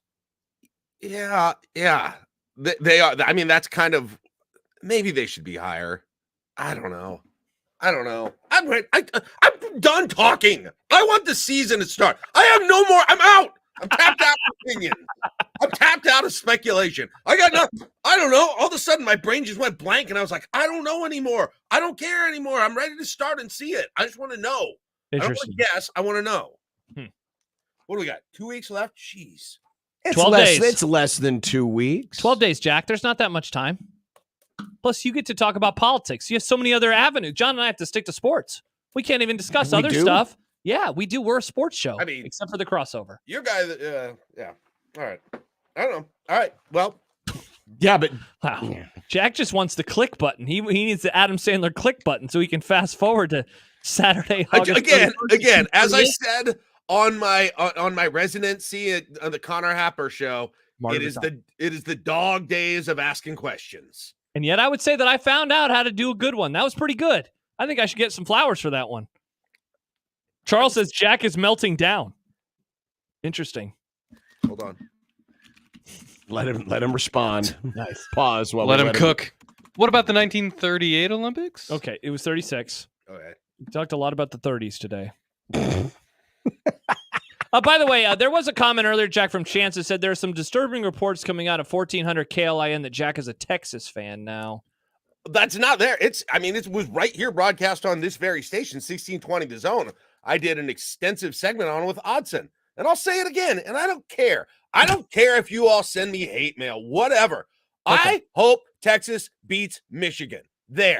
I said it, and I believe it, and I still believe it. Wait a minute. You got to pick a side here. I'll pick a side. Well, pick a side. Texas is going to win, so I'll be rooting for Texas so I can be proven right. There we go. That's my side. My side is always being correct. Except during the Frost era, because I wanted Nebraska to do well. You know who else said my side's always been correct? No. I have gotten unbelievable. I just hit my limit of being annoyed with Michigan. I don't conference cheer for the sake of conference cheering. I think Michigan winning that game would be more annoying than Texas winning that game. Man, they're living rent-free in your head, just like they're living rent-free. No one's living rent-free in it. Rent-free in my head. Jim Harbaugh's marching on up to your brains. Oh, hello. Hey, listen. What's rent cost here? Hold on. $0.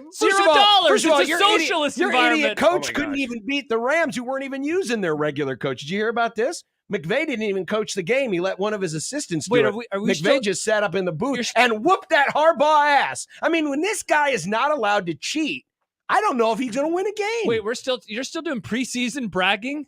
Have you stooped this low, John? What's going on with you these days? Just pointing out, obviously. Interesting. If he can't even manage to win a preseason game. Yeah, I know. What's going to happen when he plays a real game? It'll probably be better because it'll be a real game. Yeah, but he won't have Cheater Boy to help him out. I know I've made a great point when you go to the rent-free comment. That's just a white flag. That is that's a rhetorical white flag. That's how I always look at it. So I'll take it. Badge of honor. Dave Fight says Caleb Henry reveals that Jack is a Texas fan. Caleb Henry's last day at KLIN is the 31st. Coincidence? Which Theo then adds a finger pointing up emoji. Theo's got my back. Wow. Well, I guess he doesn't. Theo's got my back. Hey, listen, if Caleb, falls off an apartment building or something later, that's got nothing to do with me either. So, just for the record. Wow, that's an oddly specific way of someone's demise. I certainly hope for Caleb's sake he does not fall off the top of his apartment. Or this segment is going to be subpoenaed. John, I hope so too.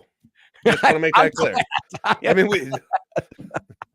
We got an email from Todd. Sorry, John, I'm going to multitask and read an email from one of our listeners. Todd writes in, you guys are delirious.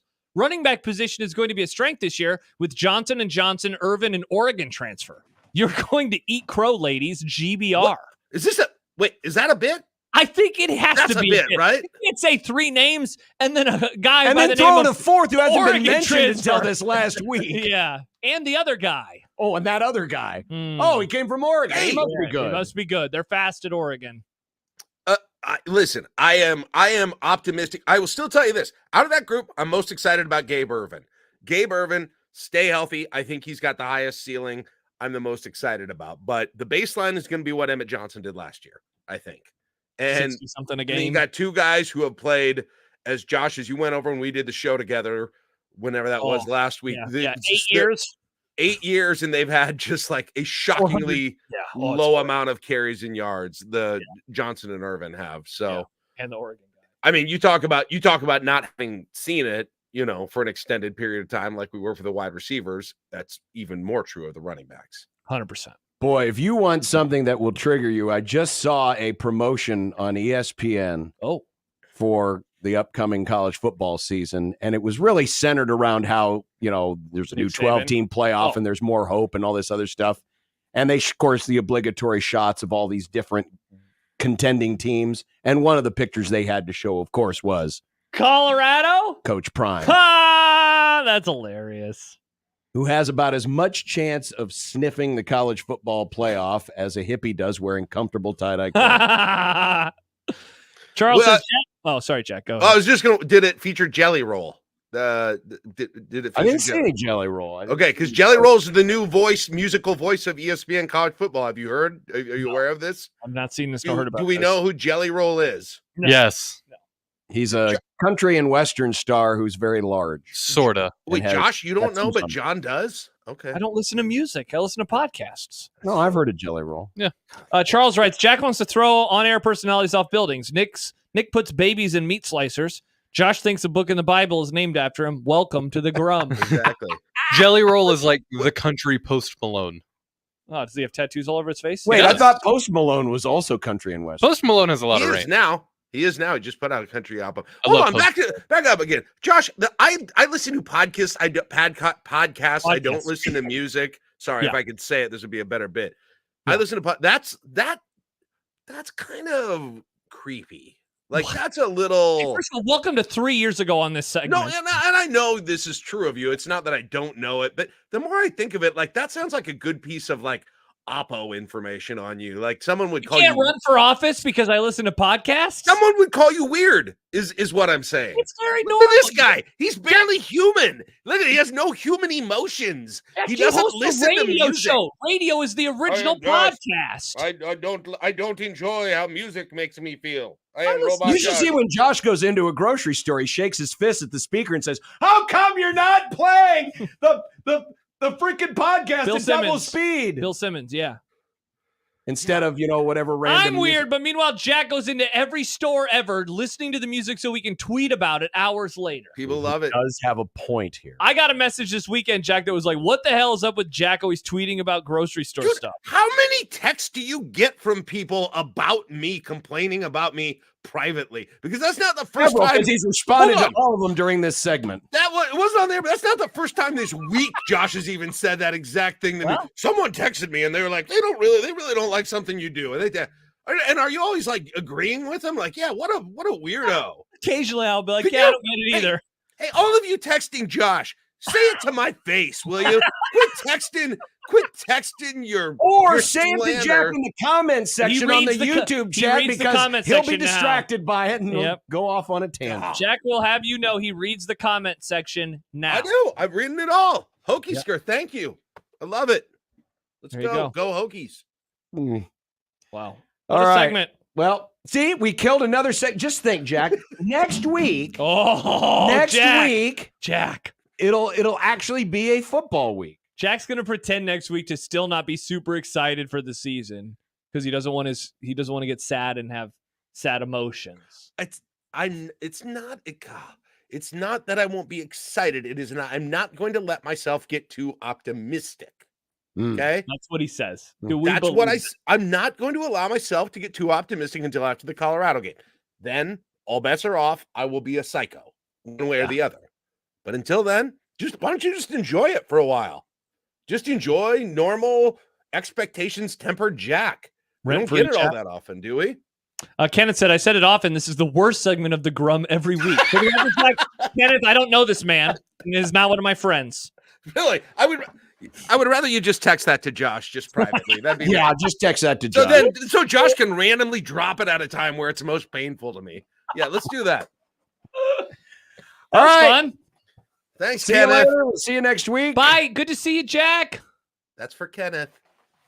Kenneth, this one's for you. Nice. And we'll have more, including a big second scrimmage overreaction. Let's on do it. 1620 The Zone. Nick Grimm for Circa Sports Iowa. Football is officially back this week. Make Circa Sports Iowa your home for all things football anywhere in the state of Iowa. Circa Sports has tight money line splits, which means other places with similar lines just won't compare to what Circa Sports has to offer. Let's take a short trip across the pond to Ireland for the Aer Lingus Classic. FSU minus 450 to beat Georgia Tech. The points total for that game is also set at 55.5, by the way. On the pro football front, September 8th, week 1, my Dolphins minus 185 against the Jaguars. And of course, there are props, futures, and more. More includes the contest Circa Sports Iowa has going on right now, too. Circa Million 6 and Circa Survivor. $16 million in total prizes between the two. No rake. Details at circasports.com. And you might want to hurry on those, by the way. They close on September 7th. Play along with football the right way with the sportsbook that doesn't mess around and gives you all the hospitality of Las Vegas in the palm of your hand anywhere in the state of Iowa. Download Circa Sports Iowa today. If you or someone you know may have a problem with gambling, call 1-800-238-7633.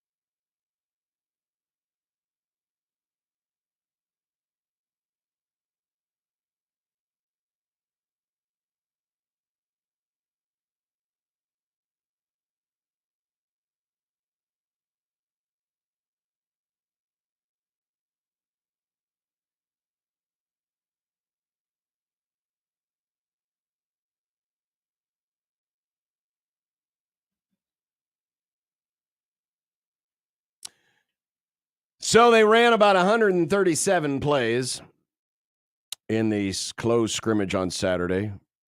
I assume this was another close to everybody except Tom Osborne scrimmage. Yeah, that's why I made the comment earlier about has any information come out about it, and the answer is no. Yeah, It's been quiet. Keeping it very close to the vest. Yeah, I don't like it, man. I want more information out there. I'm okay with it. I mean, it's fine. It just adds to the intrigue and the surprise. I like talking to people who are there who can give me information. So Just text T.O. I don't. There you go. I've never talked to that man. I've never said one thing to that man. Because you're disrespectful. Always going against him. Oh, kissing the ring. You just don't want to be accused of kissing the ring at T.O. to get your valuable information. Well, if he would give me information on how the players looked, I'd kiss the ring a little bit. Just want to know what happened on Saturday. Well, here's what Matt Rule said. So if you won't listen to T.O., maybe you'll listen to Matt Rule. He said the top offense didn't commit any turnovers. So there you go. There's a huge but coming, though.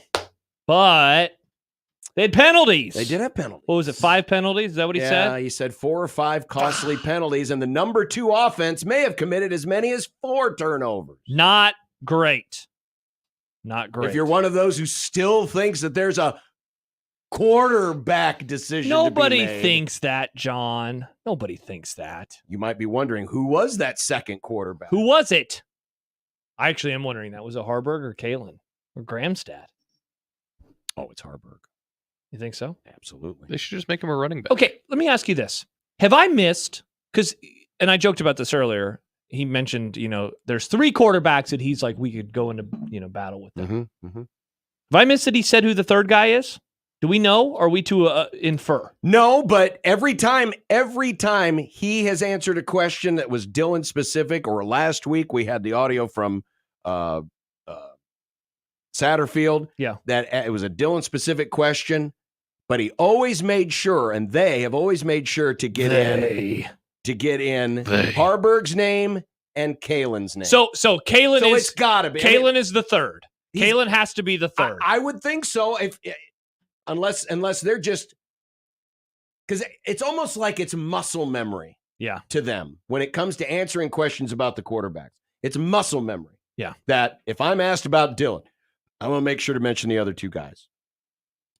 That if it were anything but that, why wouldn't you mention Gramstad too? I think Gramstad was brought here as an emergency. Okay, option.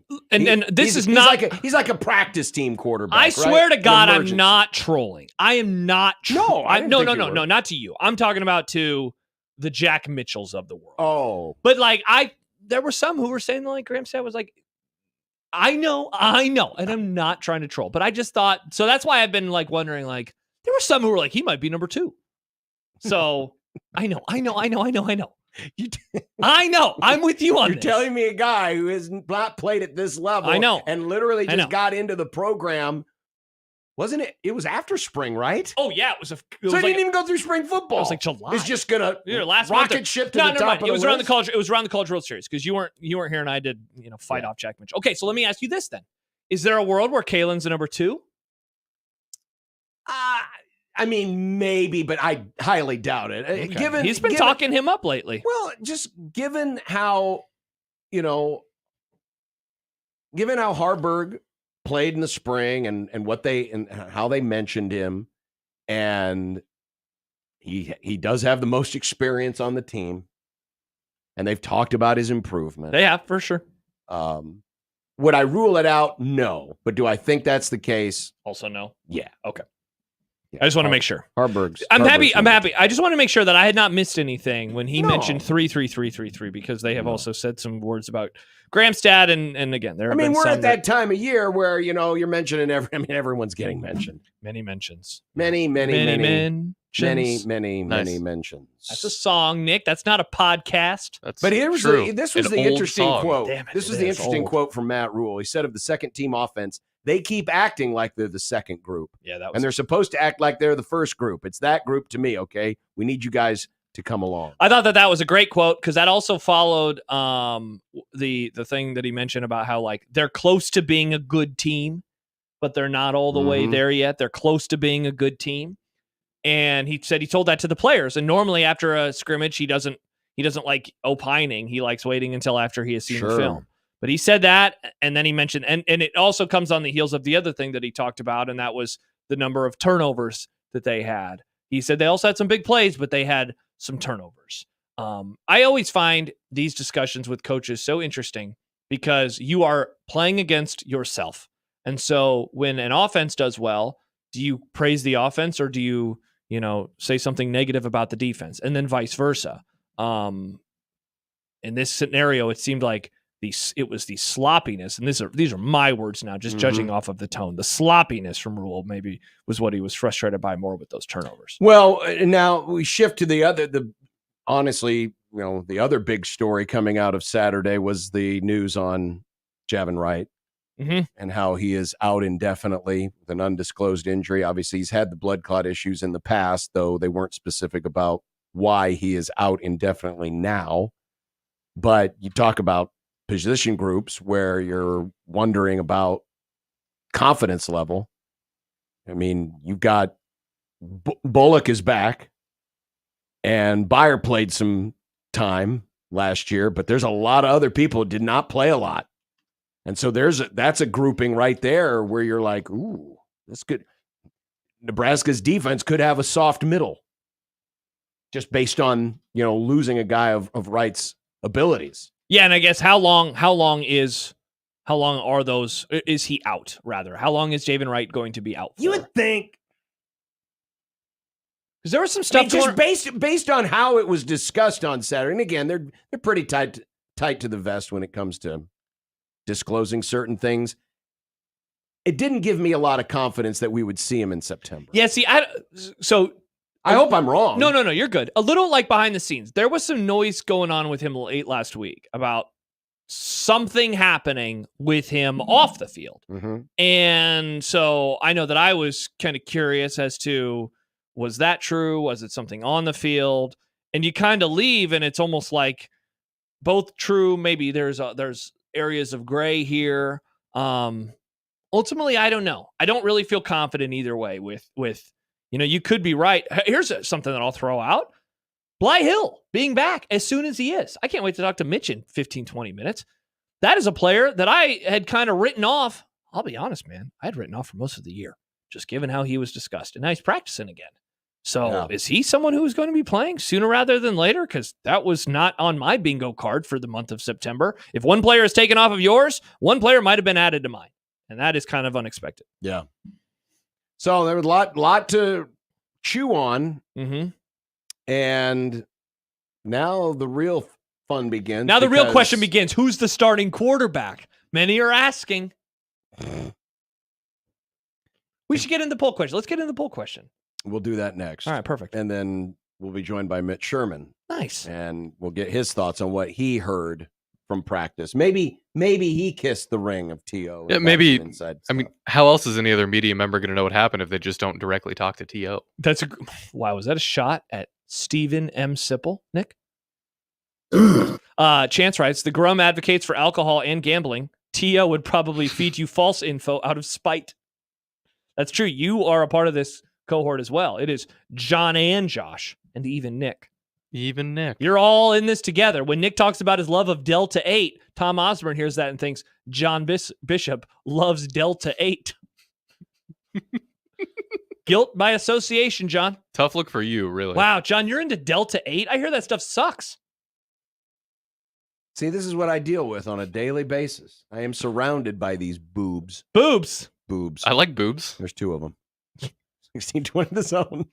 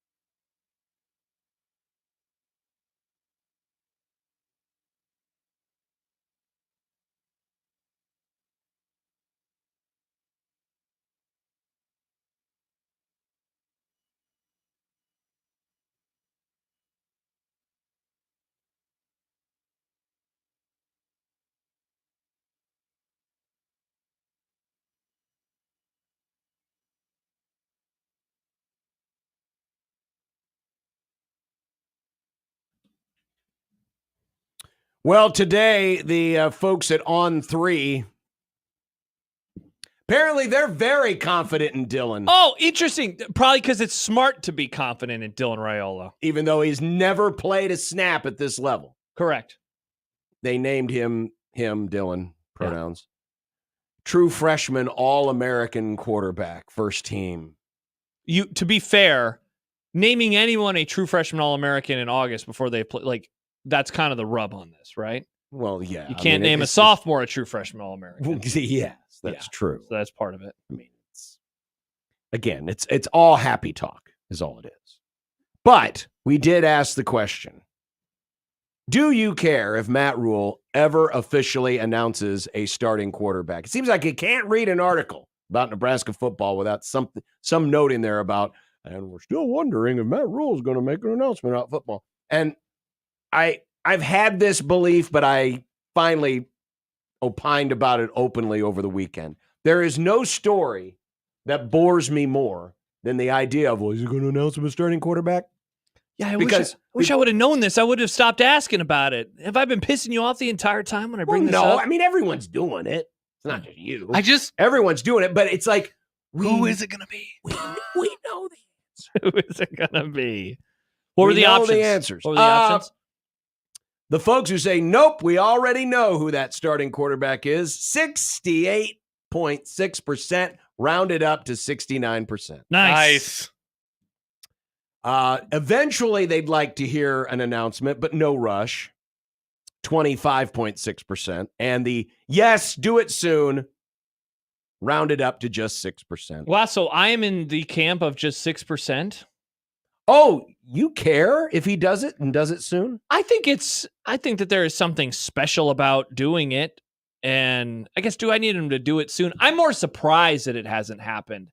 Not for the reason of who is the starter. More so than people stop asking about it. I figured that by now it would have just been like, everyone knows about it, right? Like they haven't announced if they're wearing red in the opening game. That's do you true. need them to announce if they're wearing red? They always wear red in the opening game. No, I'm like, you say they haven't announced if the sun will rise, but the sun does always rise. Right, but again, we know the answer. I think that to me, the more interesting side of this is, why are we playing coy with all of this? And I think it's pretty obvious. Well, not outright expressly said. What's that? Is that Rule is playing it this way because it's the new way of having to do things. He's trying to keep this roster together. He doesn't want quarterbacks getting frustrated. And I don't think he feels the need to necessarily do it.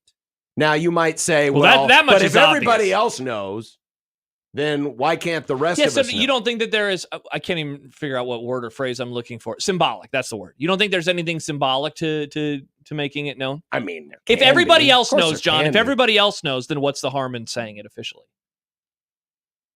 Well, I guess maybe trying to keep open the door of possibility that there's still competition. But and then this is when I do get not frustrated, but okay, but if everyone knows and the team knows, but you're pretending there's a competition, I guess what good does that do is what I would ultimately ask. I don't know. Dave writes, today on Jim Rome, when asked about Raiola, Rule talked at length about him without mentioning any other quarterbacks, pretty much naming the quarterback without saying so. Yeah, and again, we all know who the starting quarterback is. I just think that there is something symbolic about, when it happens. So he has 3 media availabilities in the next week. On Wednesday night, he's talking on the radio, which is, I guess, availability. He's talking on the sports network. Sure. Friday, he's talking after practice, and then he's talking on Monday. He's going to name him the starter in one of those situations. Sure. So, again, ultimately, I'm not really that annoyed by it. I honestly don't think anybody else is. I think it's just more maybe like a little surprise where it's like, yeah, we all know that it's true, so why not just, Well, it's the doldrums of training maybe camp. There is one other thing that's out there. What's that? And it might seem superfluous, but given how everybody at this time last year. Oh, you think some of it's that? I think there might be a little bit of PTSD from last year and Jeff Sims. Wouldn't that be a concern? How One of the things you and I hated was like the Wisconsin game was a response to the Maryland game. Yes, but not name a starter because one time when you name it a starter, it backfired on you. I have been around these. I've been around coaches, and they're no different than the rest of us. We have our own strange fears, paranoias, and superstitions. And this might be one of them. It doesn't have to be a character flaw or a sign of, oh my God, this guy's not mentally ready for this job.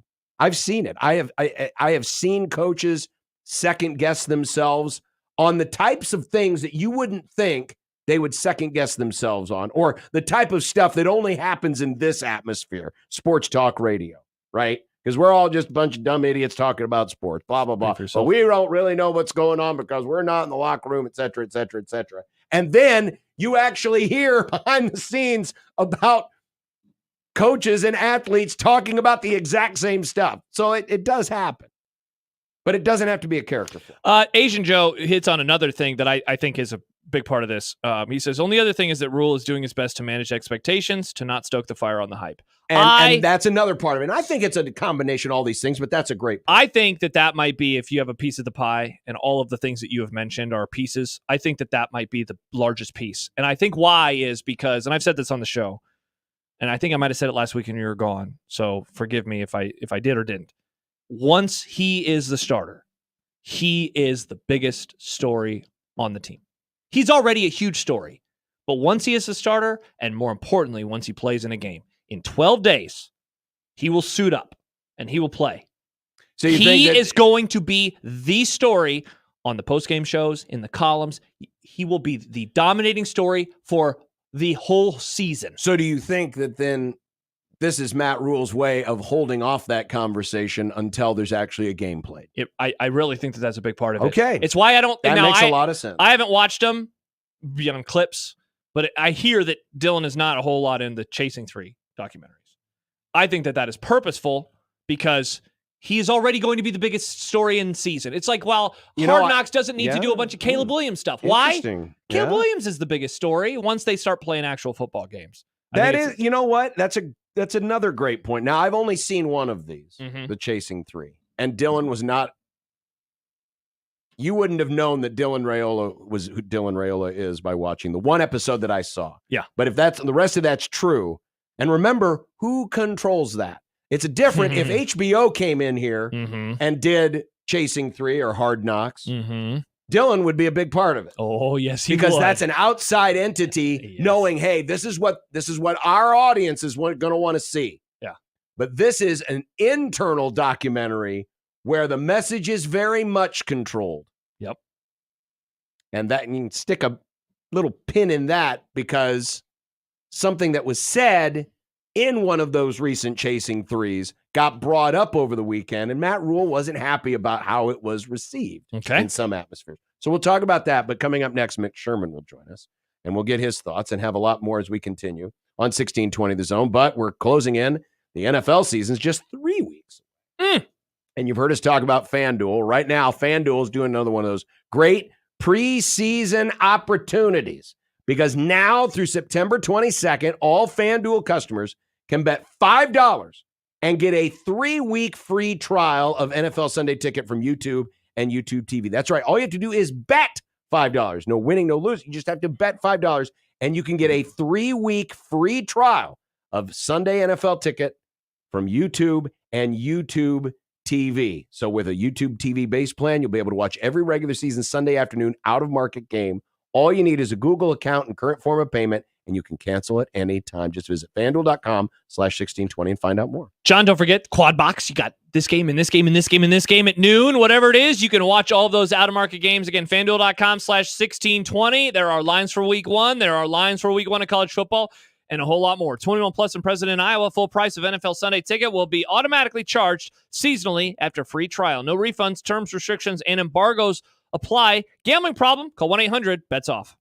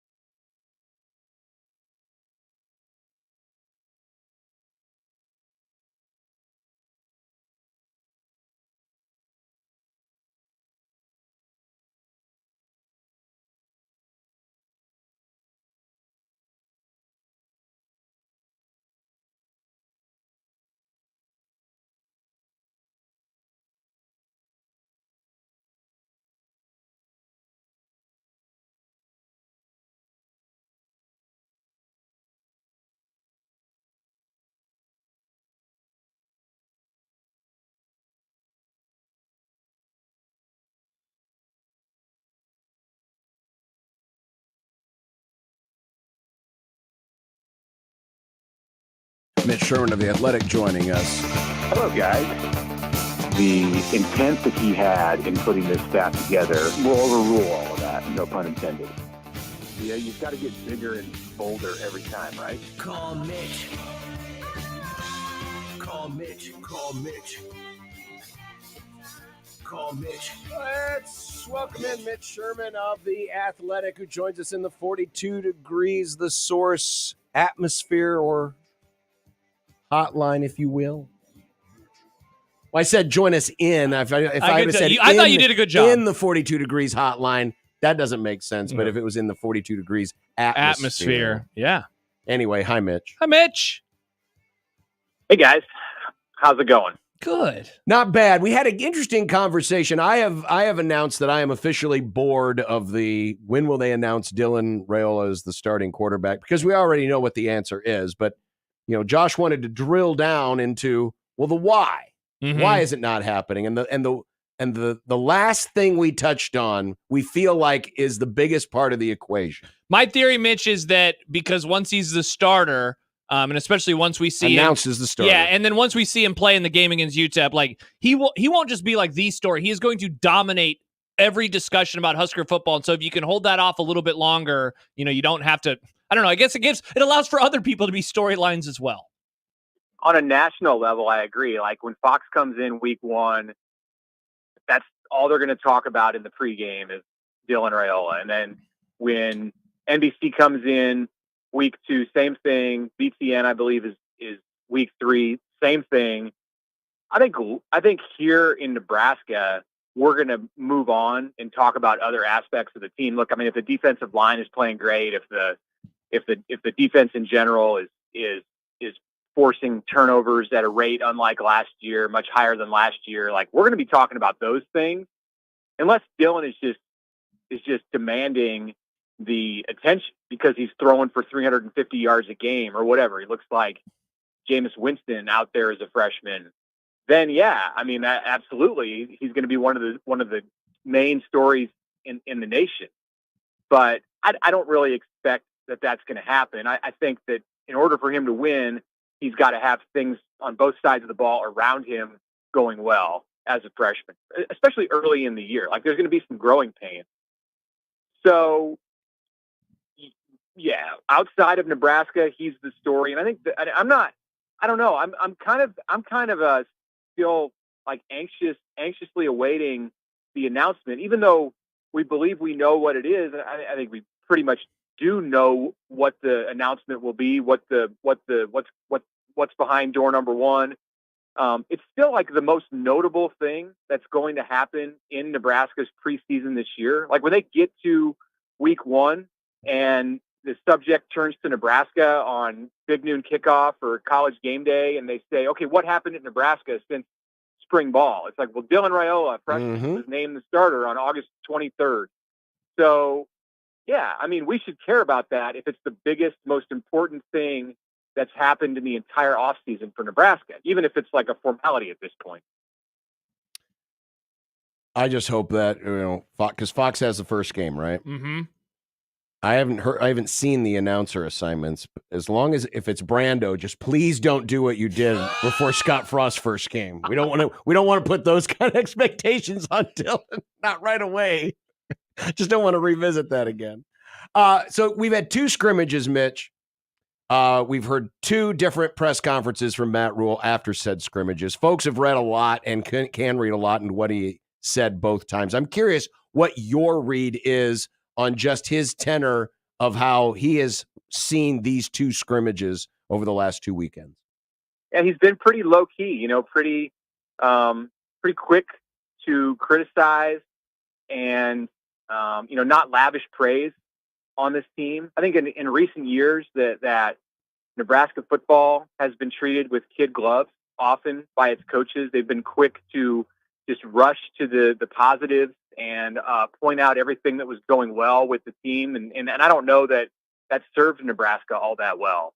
Think about the teams that have won at Nebraska. And look, this is not like an Osborne era type team. This is the teams where it was just they walked onto the field at the start of the season and it was, okay, you give them 9 wins, and then can they, how many more can they get on top of that? That was the Osborne era.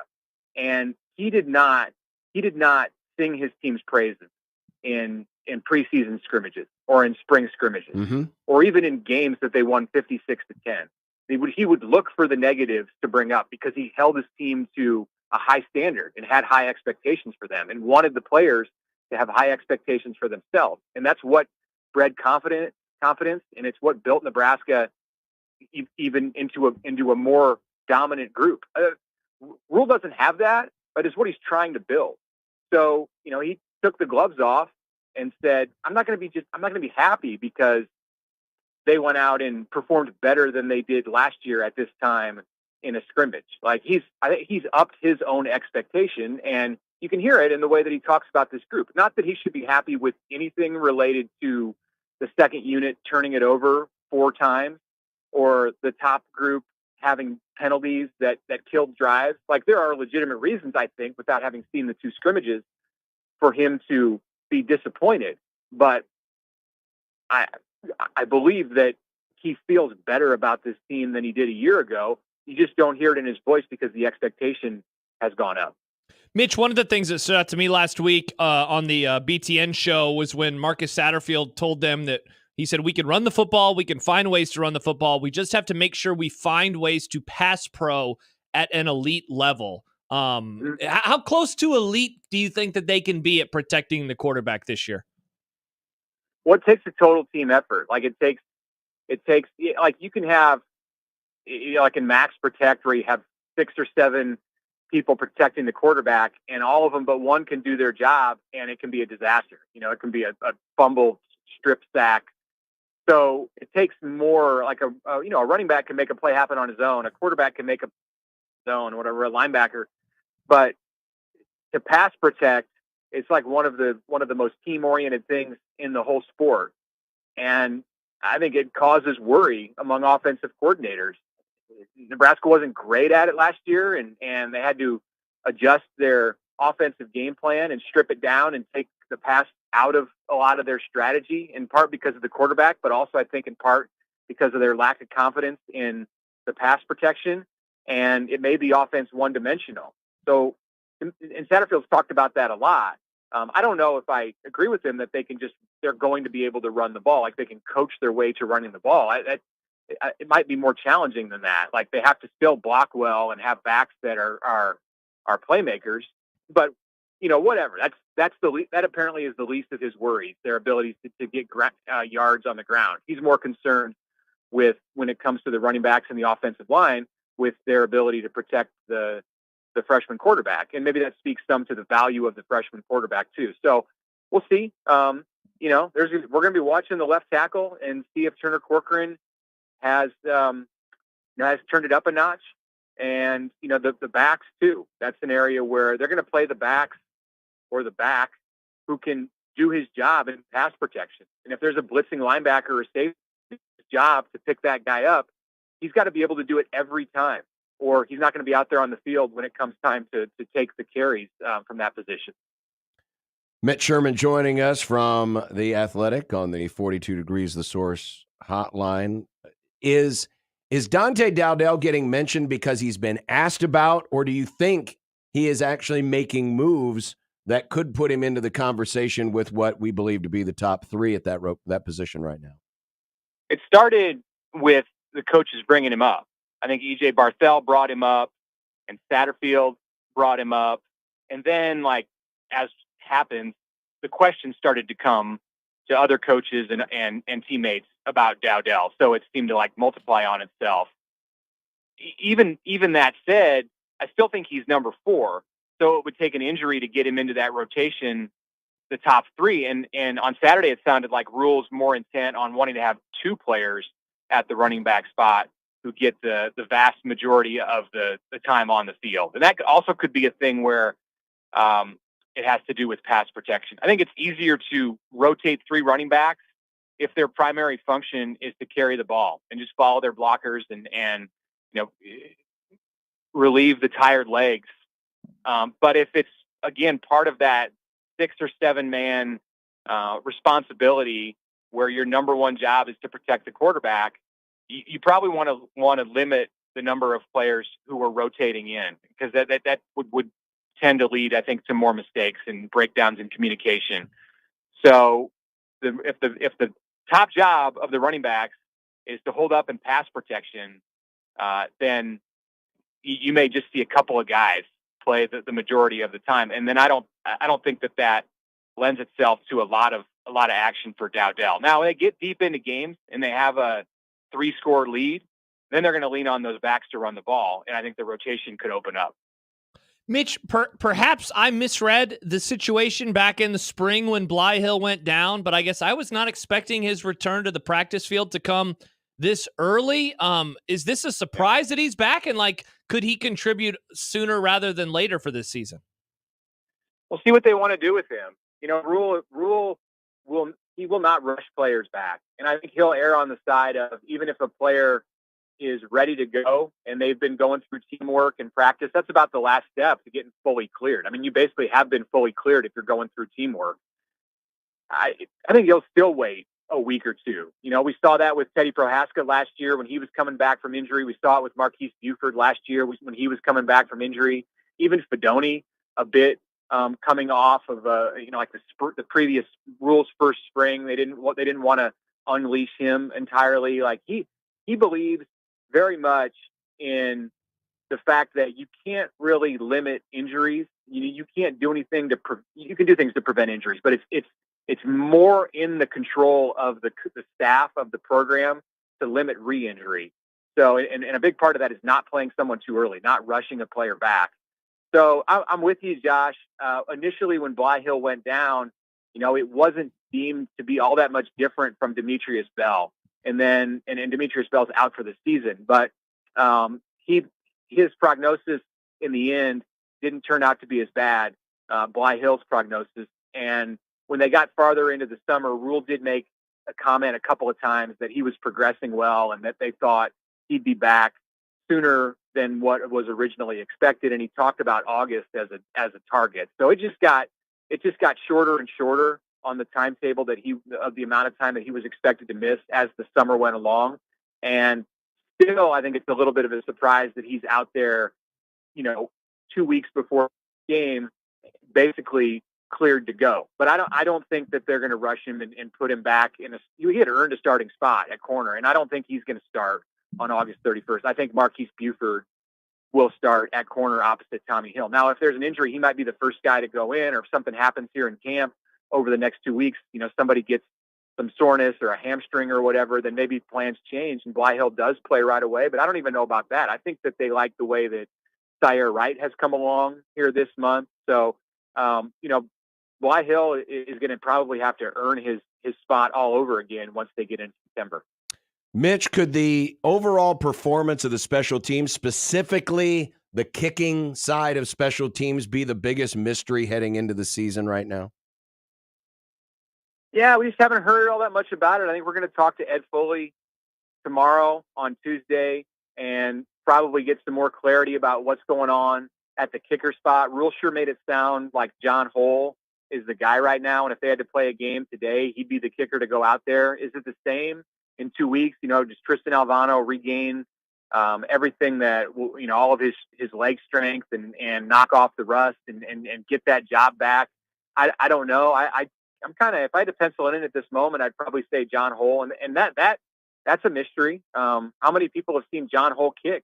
I know he played high school football in Lincoln, but he's not coming in with the same kind of accolades and notoriety that Alvano did, having kicked a game-winning field goal at Memorial Stadium in the state championship game. This is not a name that people really knew when he came out of high school, and he spent 1 year at Iowa Western, but didn't kick there. So it really is a wild card. And I think Buschini, despite being a veteran punter and a third-year starter, is a wild card too, because we've just seen him show inconsistency with the ability to make solid contact with the football. I don't know, maybe that's oversimplifying it, but it just seems like the ball hasn't always come off of his foot the way that he wants it to. We know that he's got the leg strength and he can do it, and the precision is there, and if he hits it right, it's going to be a great punt, but he just doesn't hit it right at a high enough percentage of time, or at least he didn't last season. So that's another wild card. And the return guys are either like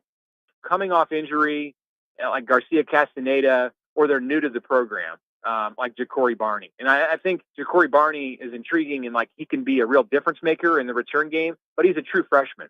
So, is he going to rise to the moment? That remains to be seen. Hey, Mitch, speaking of that room, you wrote about the wide receivers last week for The Athletic in a story titled "Nebraska's Rapid Receiver Makeover is Complete." Quote, "This group is special," end quote. How much credit does Garrett McGuire deserve for what's happened with this room?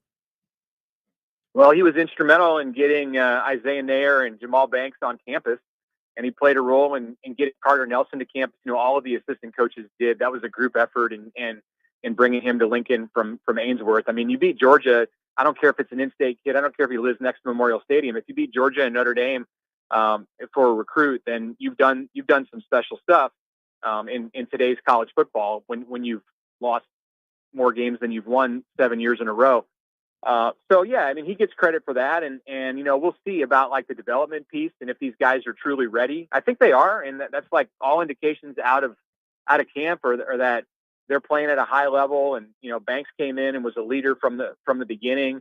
When things go well at a position, the position group, the position coach deserves to get a lot of credit. I think Terrence Knighton deserves a lot of credit for what's happened in the way that the defensive line has transformed under his leadership over the last year and a half. And if these receivers come out and play the way that I think people believe that they're capable of, and it's just like a completely different, I mean, it's night and day personnel wise. Like you consider Nebraska season with a year ago, and Garcia Castaneda is the starter, and Alex Bullock was the starter, and Billy Kemp at 5'9" was their number one wide receiver. Like they look like they're a different level, like a different classification of football, with Nair and Banks and Janiron Bonner and Ja'Cory Barney and Carter Nelson, and now Malachi Coleman is seasoned somewhat, although he's dealing with an injury right now, and Jalen Lloyd is 20-some pounds bigger. Like it's not even the same conversation that you would have about receivers. Now, are they going to go out and play like it? We're not going to find out until I don't even know if we'll find out in week one. The level of competition is going to go up significantly in week 2, and then even more when they get into the Big Ten. It's almost as if Mitch is saying we need to see them perform first before we can have any level of confidence. Or you can be confident, but also excited to see how they perform. But I could be excited without being confident. Interesting. You've walked into another one of our debates, Mitch. Like an Abbott and Costello routine. Well, Mitch, next week is game week. Yes. But more importantly, it's prediction week. And as one who has famously abstained from putting a record. That's right. He always says, let me watch the first game and then I'll give you the record. Yes. This is your watch. I'll have one for you next week, I promise. He's turned over a new leaf. Excellent. Mitch is going to have a record for us so we can put his name up on the board and keep track of who our Husker expert is. Mike Farron, the 2 out of the last 3 years. Unreal. The baseball guy. Wow. Yeah. Well, just maybe it helps not to be caught in the. It really does. The less you know, I guess the echo chamber. The less you know, the more you know, apparently. That's true. All right, Mitch, have a great rest of your week, and we'll talk to you next Monday. All right. Thanks a lot, guys. Bye, Mitch. There he is, Mitch Sherman of the Athletic. Yeah, predictions, man. And you know what? Wow. I've changed mine. I actually was on you've changed I was on a podcast last week. So those who have listened to this podcast, they heard me give a record. I've changed from that record. What? You have I know. They asked. You've deflowered yourself? You decided not to I know. Yes, I did. You gave away your flower before giving it away to us? I was betted, but not on Unsportsmanlike Conduct. It was on the Common Fan podcast. You are. Well, I've changed, though. I've changed my record prediction. So you lied to the podcast that was gracious enough to have you They recorded before things changed. So it happened, but you faked it. That wouldn't be the first time. Not for me. For the situation. Listen, man, it's really hard for a guy to fake it. I would like to know if you were able to successfully do so. I would fake it? Yes. Don't worry. How were you faking. able to convince someone that you faked it? Yeah, I can't. But I will tell you when we do our prediction, and that we're going to save ours for last. Are they going to force us to do this on that power lunch situation? We're saving ourselves, is what you're saying? Are they going to force us when we're at Oscars next Thursday from 10 to 6? We're there for the power lunch and then the Grum. Are they going to force us to give a record prediction? No one forces us to do anything. All right, perfect. I just want to make sure. I have. So mine, when though. were you wanting I know to? my record. You were I wanting. figure we do it next Friday, right? Oh, yeah.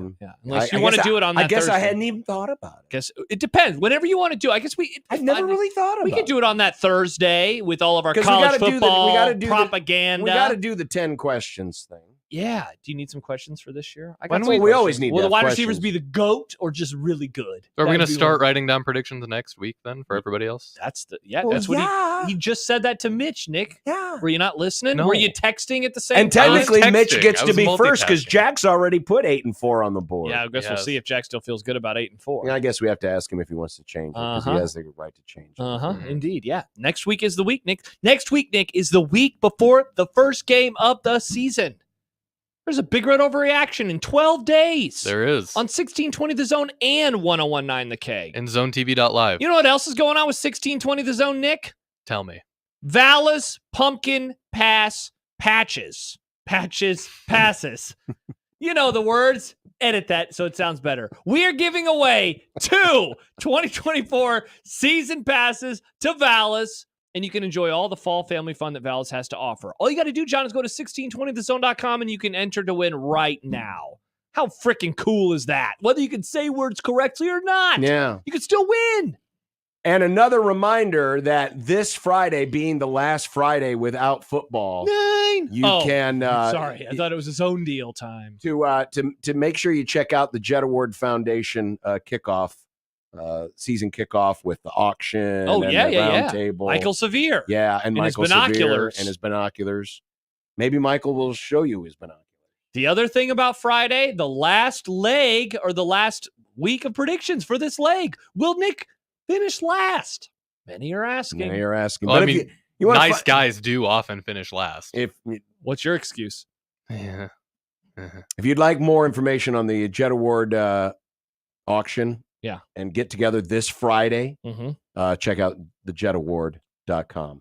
One quick comment before we go to break. A texter from the 402 says, bring back the Mitch Sherman horse intro. We've had terrible football since that went away. That intro. Well, they weren't that good when they had Yeah, it. they won 9 games. I don't even know what the horse intro is. It's something Kevin made. It might be in the system. Speaking of Kevin, he was listening earlier today, and we appreciate him tuning in. Sounds to me like John is angling for a when will the black shirts come out conversation. # not boring. No, the robot left with them. When will the black shirts get handed out? I hope- When will those well-earned black shirts? I hope they are well earned. They'll be I hope they're not well-earned. just given away. Yeah, you got to earn those black shirts. Like Jason Peters. You know about Jason Peters. I know all about Jason You Peters. know about Jason Peters. All right, we will continue. Sam McEwen actually hit on a subject that we'd been hitting on for quite a while as part of his Friend of the Grum. Rewind column. Also, I want to get to that audio. Matt Rule reacting to reaction to his comment. Did he say, I don't give a F? Oh, reaction. No, he was clean. His language was very clean. And Mitch Holt is still to come. And we have quarterback news for the rest of the AFC West. Oh, interesting. Because we want to give out some equal time. Oh, we do? Oh, Chargers. Go Chargers. Have you got that drop in the system yet, Nick? No. Go Chargers. Go. I forgot about Could it. you get on that for us, please, Nick? It's a mid-team. Yeah, but it's Josh's new favorite team. Gonna win the AFC West. AFC West champs. You going to get a Chargers hat too? No, I'm not my. Why would I have a hat of a team that's not my favorite team? No. You had a Mariners hat before they were your favorite team. He's got a point. That's baseball. Who cares? 16-20 The Zone.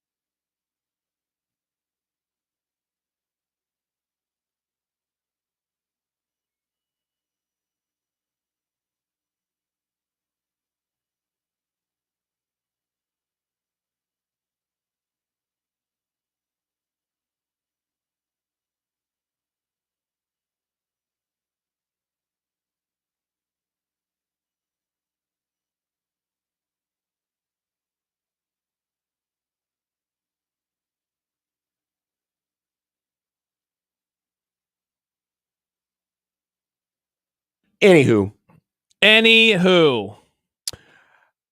Sam McEwen of the Athletic. Wow, we were just talking to Mitch Sherman from the Athletic. Sam McEwen of the Omaha World struggling Herald. Did you get enough sleep, John? We're all struggling Apparently with not. words today, Yeah. Nick. Yeah. I just Words had are hard. The Athletic on the brain, apparently. But Yeah. No, Sam McEwen, Omaha.com,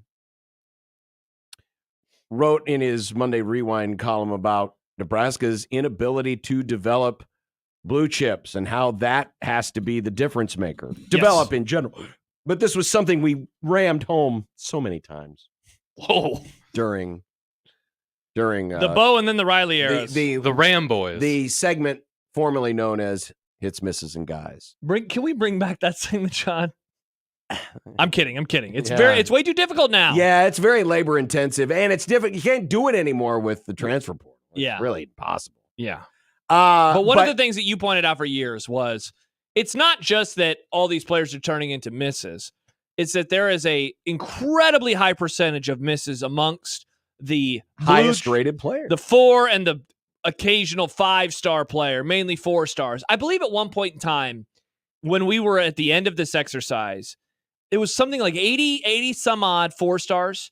And Nebraska developed like 12 of them into all conference. Yeah, caliber. 12 of those guys ended up actually. I'll see if I can bring up that. I mean, data. so if you just do 80 divided by 12, we are talking about an incredibly small number of players. It was somewhere in that 10% range of these guys. I guess that would have been higher than 10%, 15% of these players that were able to turn into those all conference caliber players. Yeah, Sam wrote, it's called development. The word is typically reserved to describe NU's penchant for taking lightly pursued scholarship guys or 0-star walk-ons, typically in-state players, and through gains in the weight room and at the training table, turning them into dependable contributors. But then Sam wrote later, it is legal, after all, to develop a blue chip.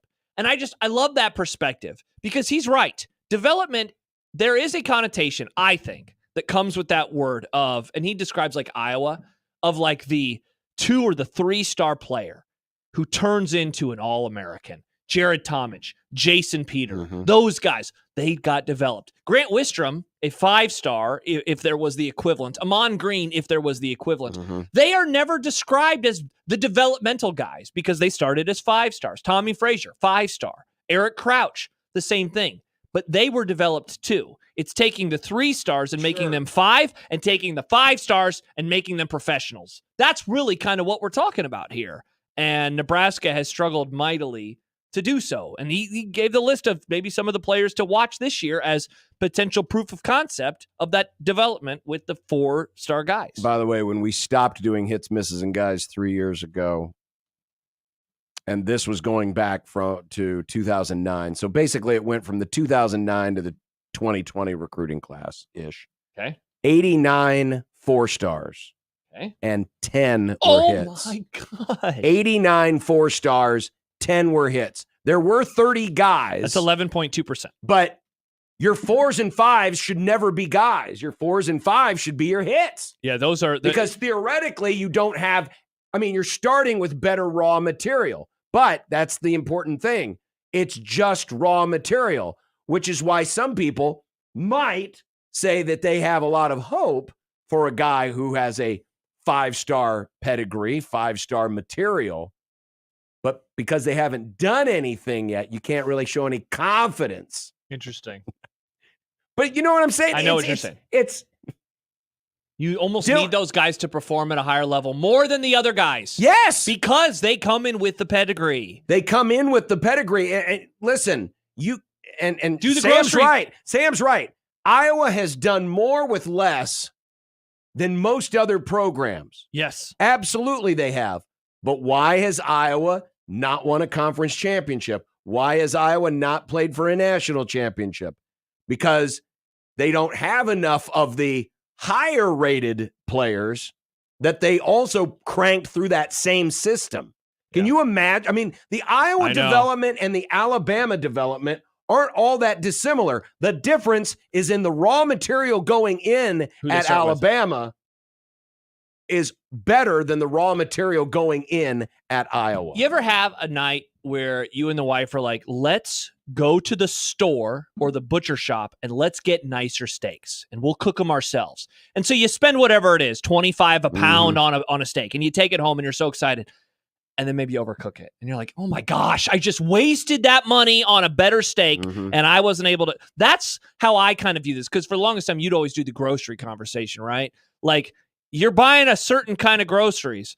When you get to buy these better, when you get, and now you can buy players that it fits even better. But when you're able to bring in better players from the start, turning them into better players in college, you are spot on. Iowa and Alabama and Georgia and Oregon, they're all developing at a similar rate. It's just who's the better programs overall? It's the ones that start with players that are better overall. Again, not to just make this about Grant Wistrom and Tommy Frazier and Amon Green over and over and over, but those guys started at a higher level. And so when Frank Solich, the finest running backs coach of that era, when Tom Osborne, the finest play caller, when Milt Teneper, the finest offensive line coach, when all of those guys get to work in concert and they get to develop the 2s and the 3s into 4s and 5s, but the 4s and the 5s into, again, all Americans, future professionals, that's how you go from, a program that won 9 games all the time to one who could win national championships. But for now, as Nebraska is nowhere near that, it's, can they just get a little bit better? And can it take the pressure off of having to develop those lower-ranked players or the project-type players? Because that's what it is. That's what you want to do. You want to make it so not every guy has to be a hit. And that was so often a problem. These were Sam's numbers on the top 5 highest rated players in every class. So this isn't all 4 stars naturally, but these are the top 5 rated recruits in Nebraska's last handful of recruiting classes. 1 of 5 remains from the 2020 class, and that's Turner Corcoran. And that makes sense. That was a long time ago. 2 of the 5, Fedoni and Harburg in 2021. Also, the fact that Harburg was a top 5 recruit says a lot about that class. No offense, Heinrich. A little offense. Slight offense. In 2022, 4 of the top 5 are gone. Now, that's bad. They left for different schools. Jaden Gould, A.J. Allen, DeColdis Crawford, and Ernie Hausman. The lone remaining recruit, Janiron Bonner, could start this year. But in 2023, top 5 rated players, Coleman, Uman Mielian, Van Poppel, and Leonard, all played last year or all had experience last year as freshmen and are all here. The 5th player in that group, Ethan Nation, left after 1 year. So 4 out of the 5 still here, but could also played Yeah. and could make a difference this year. Yeah, and I loved how it began with the story about Princewell, because he is a player that could potentially be a dude if he's able to put it all together. Certainly has a lot of the traits that you'd want. Coming up next, Mitch Holtis will give us a training camp update. Last week of training camp updates.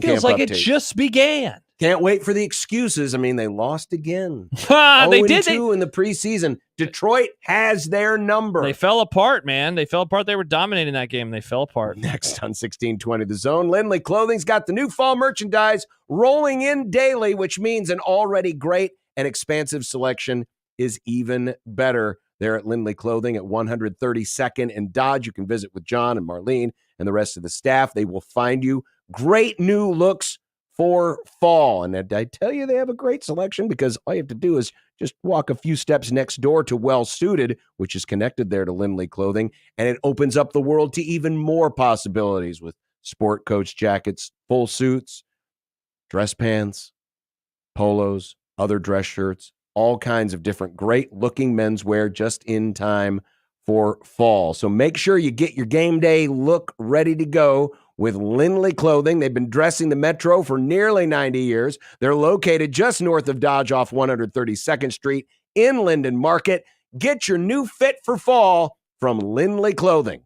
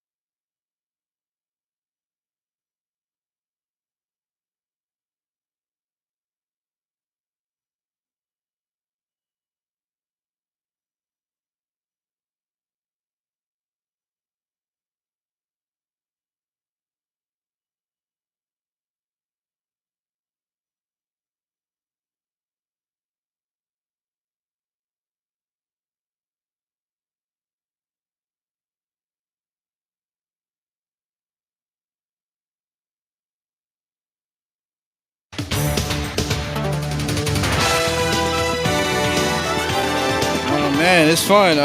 Football is my first love. I mean, shoot, it's nothing like coming out here and just learning something new and being out here with a contending team. I mean, it can't get no better. How much do you feel like this was meant to be? How much does this offense fit you, what you do, and your versatility? I mean, just like the guys that came before me, the Tyreek Hills, the Deshaun Jackson that Andy Reid's coached, this offense kind of just fits me, and he keeps proving that he can get guys like me the ball and open field and even on the deep stuff. And someone who will be looked upon, and Chiefs fans are anxiously anticipating his debut in the regular season in this offense, draft pick Xavier Worthy, who joined Mitch Holtis this past week, and now Mitch joins us on the 42 Degrees The Source hotline, brought to you by Hy-Vee, official grocery store of the Kansas City Chiefs. And it's funny because, Mitch, we're kind of bringing this full circle, because I remember Worthy came up in conversation, I believe, in our very first training camp report a couple of weeks ago, and now we start our final week of training camp updates talking about Mr. Worthy, and I take it the anticipation hasn't changed one iota. No, and in fact, the urgency has changed because of Hollywood Brown's injury, probably taking him out at least the first game against Baltimore. And so instead of Xavier being an ancillary piece and a compliment to Hollywood, now it's Rashee Rice and Xavier Worthy. So it was good for Worthy to get the 4 touches on Saturday night and the 63 yards and the 39-yard pass from Mahomes and the 22-yard touchdown pass from Carson Wentz. That was all good. The Chiefs knew they were getting the fastest guy ever in the combine. We talked about that 3 weeks ago. But I'm not sure they knew they were getting a guy that was this tough. He's not a big kid. He's Fresno, California tough. And his acumen, he understands. I thought it was kind of a mature answer he gave me about, hey, I've seen Tyreek Hill and Deshaun Jackson. I mean, he's aware of that and what those guys, they built their careers because of Andy Reid's offense. And Worthy knows that this might be his meal ticket to do the same. Mitch, how many times have you been asked about the behind-the-back pass? Let's see. Today, 417. And then follow-up, are you getting tired by it, by getting asked about it? No, no, not really. Because it's just, and I said on the air, he throws it backwards more accurate than a lot of guys throw forward. I mean, he has to make a split-second decision on it, and he does it perfectly. It's a little wobbly. I saw him at camp do it even better. He had one I might even mention on a report that he did it at the goal line to Pacheco, and I mean, it was so pristine and perfect. It was as if he did throw it forward, or at least like a regular throw. So, no, I'm not tired. He's just crazy good. I mean, the fact that his brain, and he had to make that decision in a fraction of a second. He wasn't pre-thinking that and contrived. It all happened in just nanoseconds because, you know, he was ripping Trav for running the wrong route. And Travis Kelce's saying, no, wait a minute, that's fable. But the point is, he didn't go into that route thinking he's going to throw it because Kelce supposedly ran the wrong route. So, hey, wrong route. Here it is behind the back. And it does it near perfect. She's a freak show. There was an interesting moment in Saturday's game, and it's one of those positions, and Nebraska's breaking in a new one this year as well, and we don't talk about it enough, but it's the long snapper, and James Winchester had to leave with his shoulder injury, and so the guy they put out there on punt and PAT or / field goal was backup tight end Noah Gray, but apparently Gray has never done this before? No, he's practiced it, but I'm thinking maybe he did it at Duke, but no. And the hard one is the 8-yard snap to for the field goal or the PAT, because 15 yards is yes, that's hard, but the 8 yards, you almost have to get it like a perfect rotation and the right speed so the holder can catch it, flip it, or when Kendall Gammon was doing it, he had the rotations calculated where the holder never had to spin the ball. But it's way harder than it looks. And so for Gray to come out and even do it, and it wasn't just like a complete, all over the map, was a miracle in and of itself. But they brought in a long snapper, K-State's long snapper the last 4 years, to come in and do it until Winchester's ready. They're going to shut Winchester down until the Baltimore game. I talked to him after the game, actually. He said, yeah, he goes, he's in a lot of pain, AC joint sprain. And they just, even to start the season, he's going to have to deal with it some. But, yeah, not good when your long snapper's dealing with it. Mitch Holtis, the voice of the Chiefs, brought to you by Hy-Vee, official grocery partner of the Kansas City Chiefs. Mitch, what do we have to look forward to tomorrow? The guy who has the most pressure of any of the rookies. This is rookie week. I always try to make my final week the rookies, right? And Kingsley Suamaitea, it will be under as much pressure, top 5 of any rookie in the league. Caleb Williams will be obviously the Bears. But Suamaitea is defending the back porch of the kingdom, going for history. So he's been good in camp, but we're gonna dive into Kingsley tomorrow, kind of see where he's at on all this tension that he's going to have going up against these elite speed rushers all year long. That's Mitch and our Chiefs training camp update. Mitch, thank you much. Enjoy the rest of your Monday, and we'll talk to you tomorrow. Thanks, boys. Appreciate it. You bet. Bye, Mitch. Mitch Holt is brought to you by Hy-Vee, official grocery partner of the Kansas City Chiefs. Now, in the interest of fair time and equal time. Are we talking about the Raiders and them naming a starting quarterback? Well, they did. They did. I don't think they're going to have a good year. His name is Nick Gardner Cage. Minshew. That's right. Minshew Mania Madness. is the starting quarterback. According to Coach Antonio Pierce, the battle has been won between Minshew and Aiden O'Connell, and I bet you that had all the intensity of a real sharp pillow fight. I forgot that Minshew was even over there.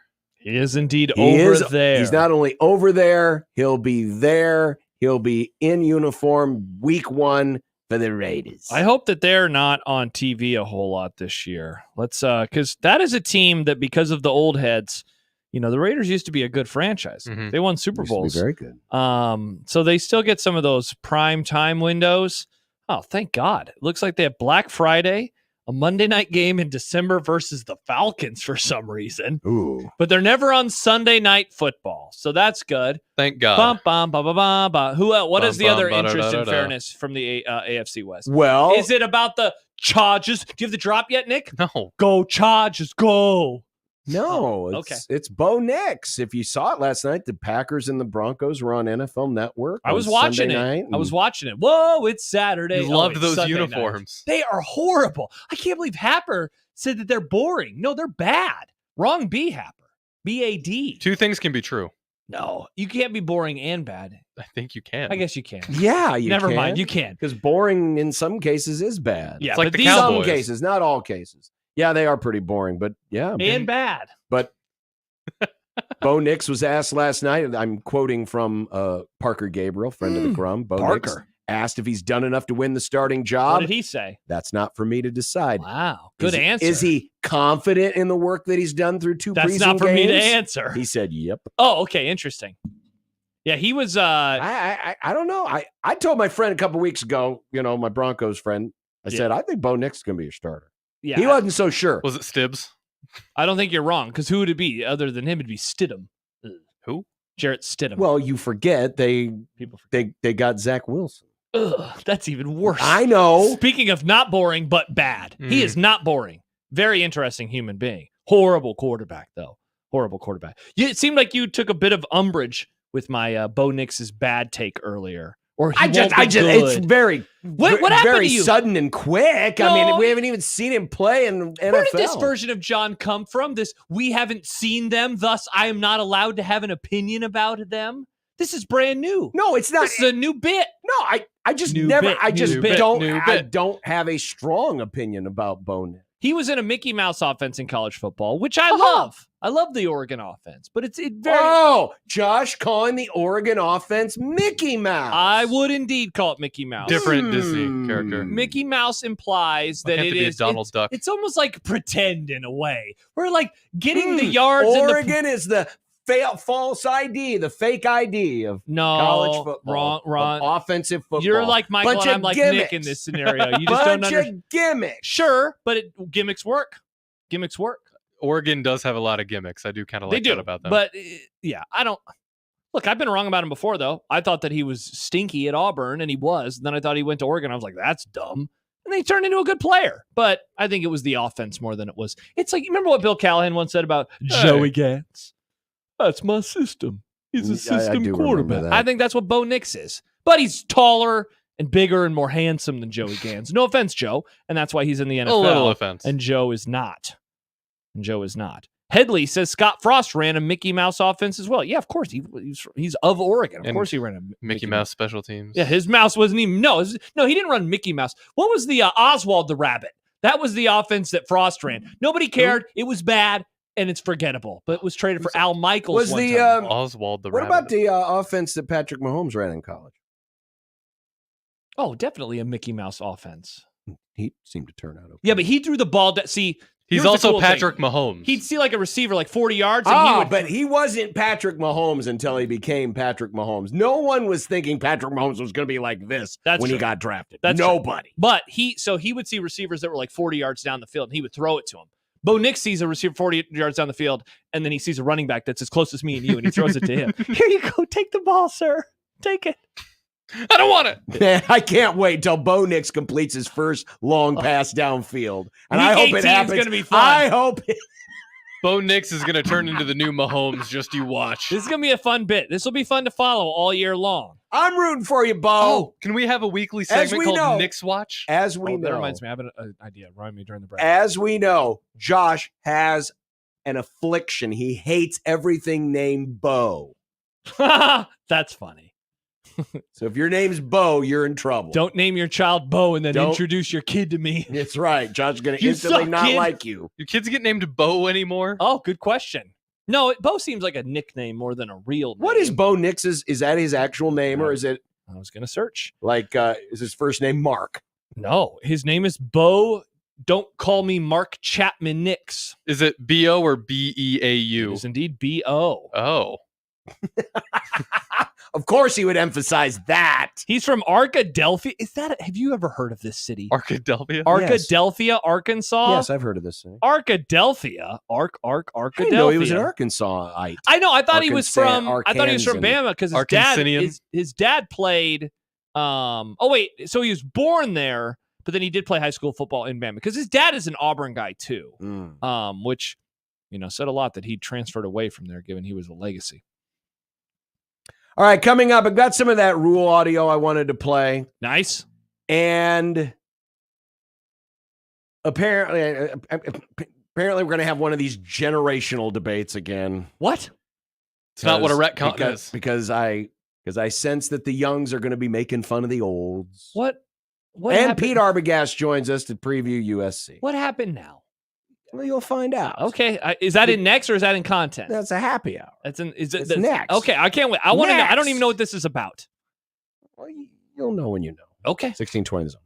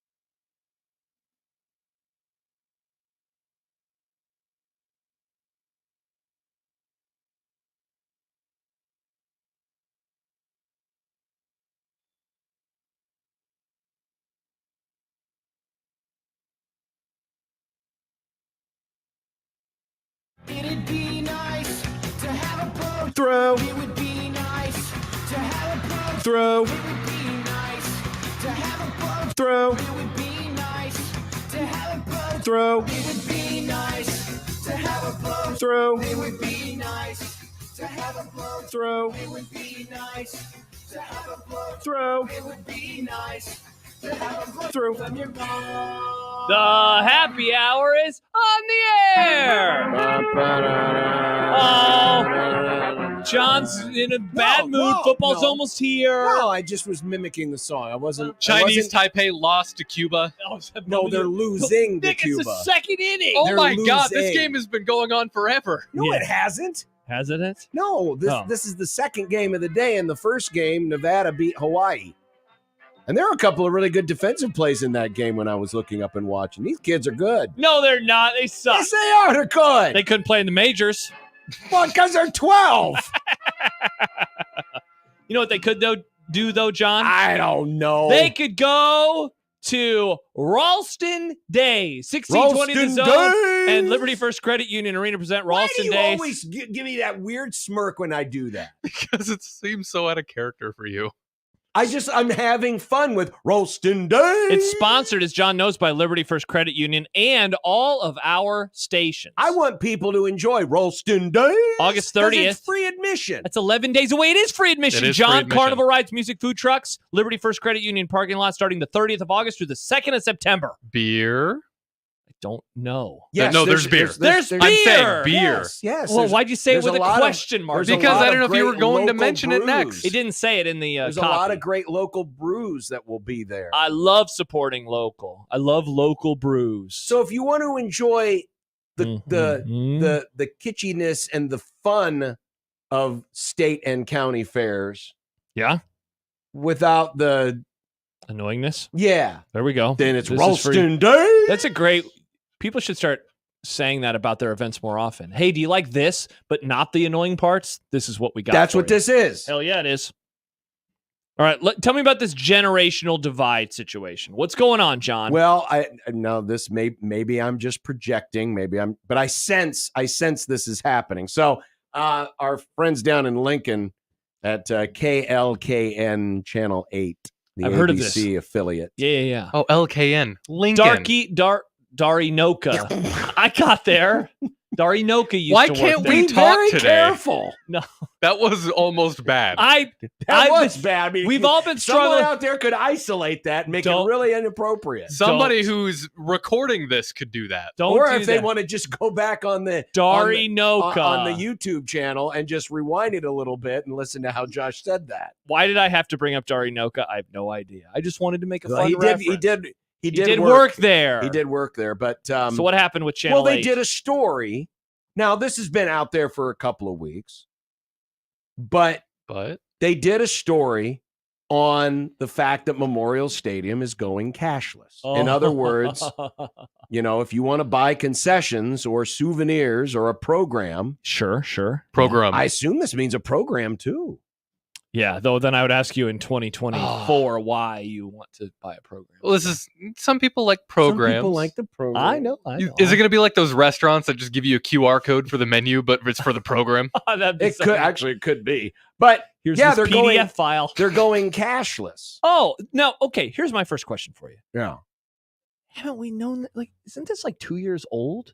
Or is No, this no, they new? just announced Am I this. thinking of the tickets? I think you're thinking of Yeah, the you're tickets. thinking of the tickets. Okay. This is new. This is new as of just a couple of weeks ago. Okay. And they got reaction from a season ticket holder. Who is this season ticket holder? Her name is Linda. Linda. Listen, And- Linda. Nice reference, Nick. And What did Linda have to her, say? And her quote, well, I'll just read from the story. All right, perfect. Husker Athletics says on its website, the improved Wi-Fi at the stadium will make cashless concessions the most efficient option for fans. But one Husker fan feels differently. Quote, That's Linda. when has this money never been accepted, Linda Mueller asked. Well, I can give her the answer now. Is Yes. actually. Yes. Mueller- Since now. has been a season ticket holder for more than 32 years. She said her husband and son went to a scrimmage 2 weeks ago and were shocked to hear the stadium wouldn't accept their $20 bill. Maybe it was grimy. I just can't believe we're going to this extent in America, Mueller said. She said her family, here we go.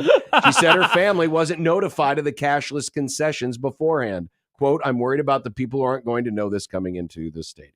That's fair. Now keep reading, because the next quote is also a doozy. Oh, okay. Yeah. She said she can't imagine going to a game with just her card. I don't normally take my card, but I guess I'll have to start if I want to go to the game. Don't normally take your card. What do you do do you pay for everything in cash? She's like, apparently Linda must. Now, it doesn't have Linda's age in here, but I can guess. Or checks. Well, a lot of places don't even do checks Are anymore. you defending Linda here, John? Well, I can't believe we're going to this extent in America. See, that's an overreaction. Yes. But wow. I feel like they could have made it clearer. They more did. Clear. A student, because they're Husker Athletics, they reached out to them, to the university, and it referred them back to a previous press release. They said all venues will move to cashless concessions, merchandise, and ticket sales starting this fall. But is the common person looking at every press release that comes out of the university? Well, now they know about it because we're talking about it on the show. Well, sure. This story is getting them a whole lot more press than the press release ever did. Oh, of course. So I guess it's good that Linda complained. And Of said, course. This is what but it does show how much much people don't necessarily pay attention to every tiny, minute detail. Sure. Right? Sure. But again, I was confused. I thought that this has already happened. But I understand where the frustration comes from a lot of folks, because frustrating. You've always been able to use cash. I mean, people weren't writing checks when they went to the concession stand. No, that was me being. That would have been really funny. Being a little facetious. But people have always been able to hand a $10 bill over to a kid if they're, and that's what I want to know. So I'm assuming that all the kids, humping. Going up and down the stairs with the popcorn and the sodas are all going to have the little card readers. Sure. Yeah, why not? They do that in. Oh, I understand, but places. I'm just saying.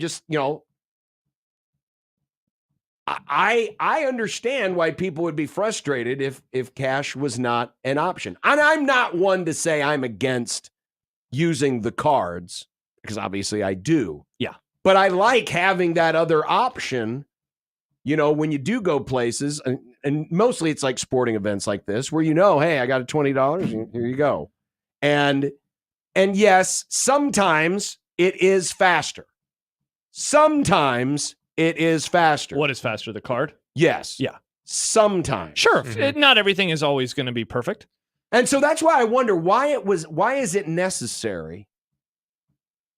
Why can't you do both?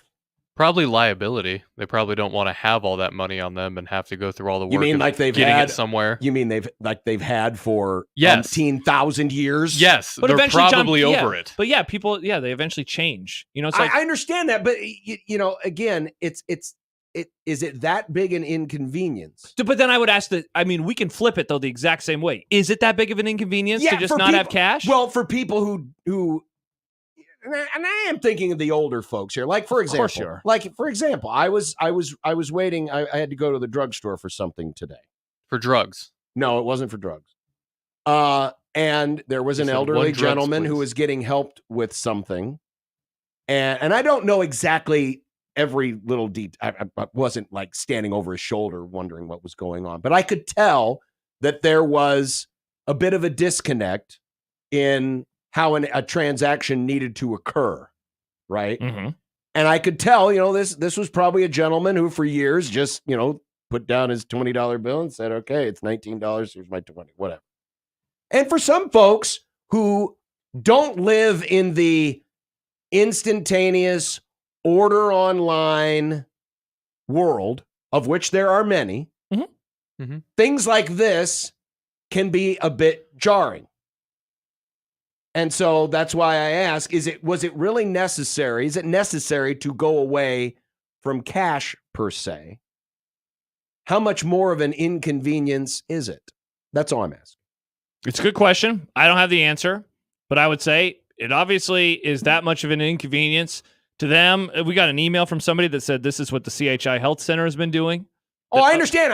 And listen, what Nebraska's doing is not different from a lot of other places, right? Mm-hmm. But the question is valid whether it's at CHI, whether it's at Memorial Stadium, wherever it is you go. Yeah. And that's all. That's all I ask. So, and okay, now here's because we do have, and let's face it, especially in this state, and I know we can laugh and guffaw at the blue hair thing all we want. Well, we will. You won't, but we will. Well, maybe because I respect my elders. I don't know. But we do have a lot of older fans who still like going to games and going to events like this. For concerts or other activities, most older people don't usually go to those types of things. But the sporting event is the one thing that they still attend on the regular, right? Mm-hmm.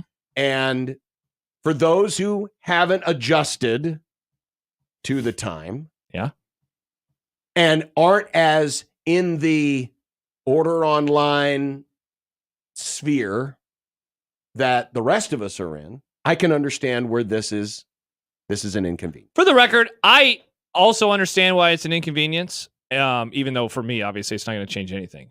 The part that I guffaw at, though, is I just can't believe we're going to this extent in America. Yeah, it makes it sound like it's some weird commie conspiracy. Joe in Vegas says the same thing. This is laziness and just another example of the decline of the country. To which I would say, no, it's just something is changing and you don't like the change. If you say, I don't like this, that is fine with me. If that is your opinion that you don't like it, that's fine. But to make it this grand statement on America's decline, no.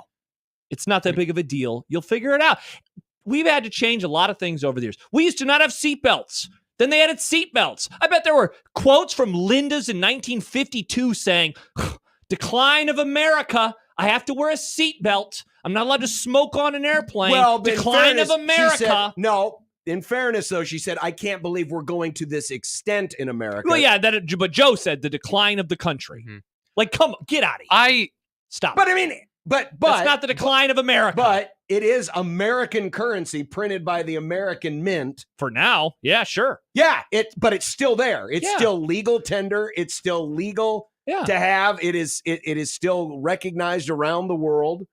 And if you have something and you want to buy something, and this is recognized everywhere, and all of a sudden you're not able to buy anything with it, not because it's lost any value, not because it's illegal, but because the place just won't accept it, I can understand where that would frustrate some folks and maybe get them to say things, I can't believe we're going to this extent in America. By the way, Jason, who is of arenas, we know Jason. Yes. We see him at the baseball stadium. Hi, Jason. He says the reason for cashlessness is mostly a security issue. Cash disappears really easily. And that's kind of what I was thinking too. And I wish that there were both options, just because the few times I do have cash on me and I'm at a place, I would rather use the cash because, as you know, that's pretend money to me. But you've said this. I understand why they're doing it. It's annoying, but I get it. So, that's all. I feel for the older folks. I think of my dad. Man, my dad doesn't go to games anymore. Your dad loves cash too, and he hates using his card. He loves money. He loves using it. You calling his dad Scrooge? No, no, seriously, his dad is of coins. Oh, coin collects of coins, but that's not the reason why he just wants to use cash. Spend those. He's like a lot of folks. He doesn't trust, the cards. Internet. So yeah, Craig actually brought that up. He called. Oh, while you guys were talking earlier, what happens if the internet goes out? Are they just going to give things away? And that's the other thing. That's the other thing. And don't say it can't happen, because it does happen. Well, it did a couple years ago. And it happened again. And listen, they got free stuff. You'd love it. If you're an older folk, that's what you're rooting for right now, is that the internet collapses at the stadium, and they have to start giving away the pizzas and the popcorn and the sodas for free. Mm-hmm. And that is one of the drawbacks. That is definitely one of the drawbacks. This is great. Chance says there's a pretty great news segment when they started enforcing no drinking while driving. One lady called it communist. Another guy lamented that not having a beer on the way home was un-American. I have actually seen that news story. That's amazing. It's just sometimes things change. And look, I have no doubt that in 40 years something will happen and I'll be like, that's stupid. Yeah, but I mean, there's a big difference between people lamenting that they can't have a beer. For us, there is, but in 40 years, you don't think that they'll look back at us and laugh and say, oh man, there was people complaining about no cash. But using cash couldn't lead to accidents that killed people on the highway. It led to theft, though, apparently. Well, sure, but guess what? Things get stolen online. We get these polluted gas pumps that get card readers put on them, and people's data and information and bank accounts get compromised. So don't say that, just because you use plastic doesn't mean it's safe. There's catches to everything. But there's a huge difference between people lamenting, I can't smoke in a restaurant anymore. Because if you drill it down, right, there were dangers there. There's no danger in using the cash. I get that those things can be stolen, but so can your information when you're handing over your plastic. So do you not use cards? No, I do. Okay. I do. But I'm just saying there's a huge difference between people lamenting something that is legal and harmless versus something that was made illegal that carried harm with it. I guess so. That's a huge difference. It is an enormous difference. Me pulling out my wallet and handing you a 20 is not going to lead to someone wrecking their car. But is it that big of a deal? That's ultimately what I'm saying. Is this that big of a deal? Yeah, but we always run into this stupid hyperbole where we instantly go to the nth degree to prove a point, and it comes Josh, across she's the as one ridiculous. who said it. She's the one who said this is America. And then Joe's the one who said this is the decline of America. They're the ones who are going 0 to a billion like this because they can't pay with cash anymore. Well, if they were going to start it, then then I'm going to respond in due kind and call them idiots. Use your damn card. It's not that big of a deal. Okay, but you're going from $1 billion to $200 billion. By when what? you're saying, this is the same as the reaction No. 40 years ago. But to it making... was. But I'm right. It was the same reaction. But there's a difference. Sure, but there is a huge difference. But the reaction you is are the not same. going to die in an automobile accident of drunk driving by using a $5 bill. I'm not disagreeing. Retcon. But if the response is the same, then I'm just saying maybe let's take a step back and realize that things change, things evolve, and it's not always going to be the way it was when you were growing up. That's all I'm trying to say. No, I know that's what you're trying to say, and I'm not fighting back and saying that I understand why some of these things are happening. I do, and I can certainly adapt, but I do feel for those who struggle more with adapting just because they don't live in the quick-paced world that we live in. And that's the thing about being in a place like Nebraska where you've got a lot of rural But isn't that a part of areas. life? Isn't that a part of life, though? Come on. They have cards. Everyone has cards. Everyone has a card. You get a card when you get a checking account. They're free. You get a card. Everyone has a card. Everyone has a card. So This is not about being fast-paced. It's about having a debit card. I'm seeing a few people in the YouTube chat, including Andy, talk about not wanting to pass their cards down to a vendor. I've been to... They won't do that. They will pass you the machine. That's what because You're not going to have to pass your card to And Bob. then you'll be able to install your little illegal card reader, and then They will come to you. See, I've but seen you're that speaking. everywhere. I can't tell if you're actually mad or if you're just defending the olds.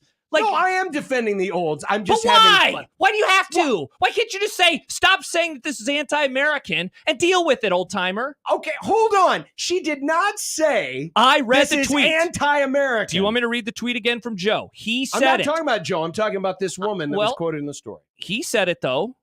Well, fine. You can go after Joe. I don't care. But I was talking about Ms. I bet Mueller. Linda But there's would agree definitely an with Joe. implication with what Linda said. Yeah, come on, The John. word I she know, used- And again, you want to... But why do you want to defend her of all this topic? Why? You don't have to defend them. You can just say, deal with it. I'll ask a serious question. Is it because your parents are older?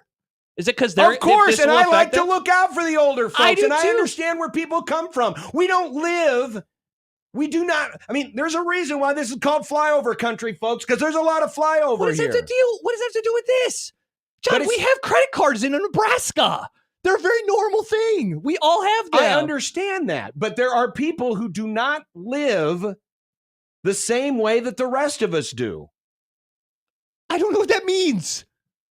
They don't, when they go to the store, they usually pay in cash, or maybe they do write checks. Sure. When they go to sporting events, they've been able to pay in legal currency, legal tender. if they that have is not illegal. But if they have a card, can't they just adapt? Why do we have to adapt to them? And why You're can't not they having to adapt us? to anybody. You can Yeah, I use your know. card if you want to. I know. All I'm saying is they would like the right to be able to continue to do the things they were able to do, and it's not costing anybody anything. But apparently it is, though. Apparently they were losing enough money that it was costing them money, and that they said, we don't want to do this. I don't think did they make this change because they're losing money? We've had multiple listeners reach out to us and mention that when you do this in cash, there is spillage and there is lost revenue from doing this. And so moving away from cash gets rid of any of the spillage. No spillage.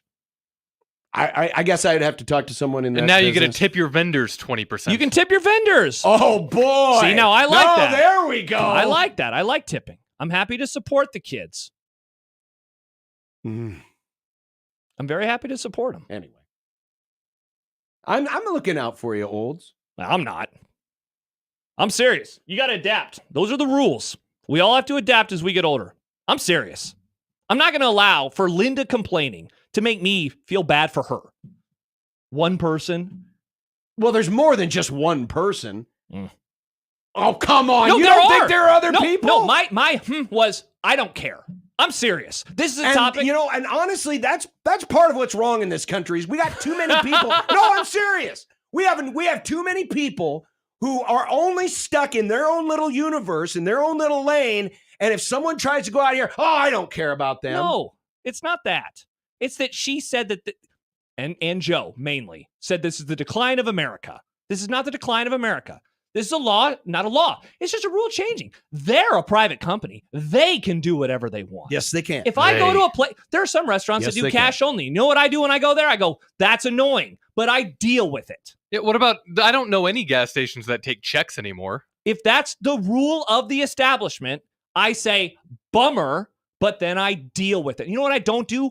Go to a newspaper and complain that a burger place that I like makes me pay with cash. I don't do it because I adapt. I'm guessing the folks at Channel 8 probably sought her out. I don't know. I don't know who. Happer said she might be a plant. She might be. There's random women outside of Memorial Stadium on a Saturday afternoon. Something fishy's going on here. Plant. Like it's a conspiracy of some kind? Big cash, John. Well, they have this unnamed Nebraska student who doesn't like cards. Yeah, Gen Z not wanting to use their phone to pay for anything.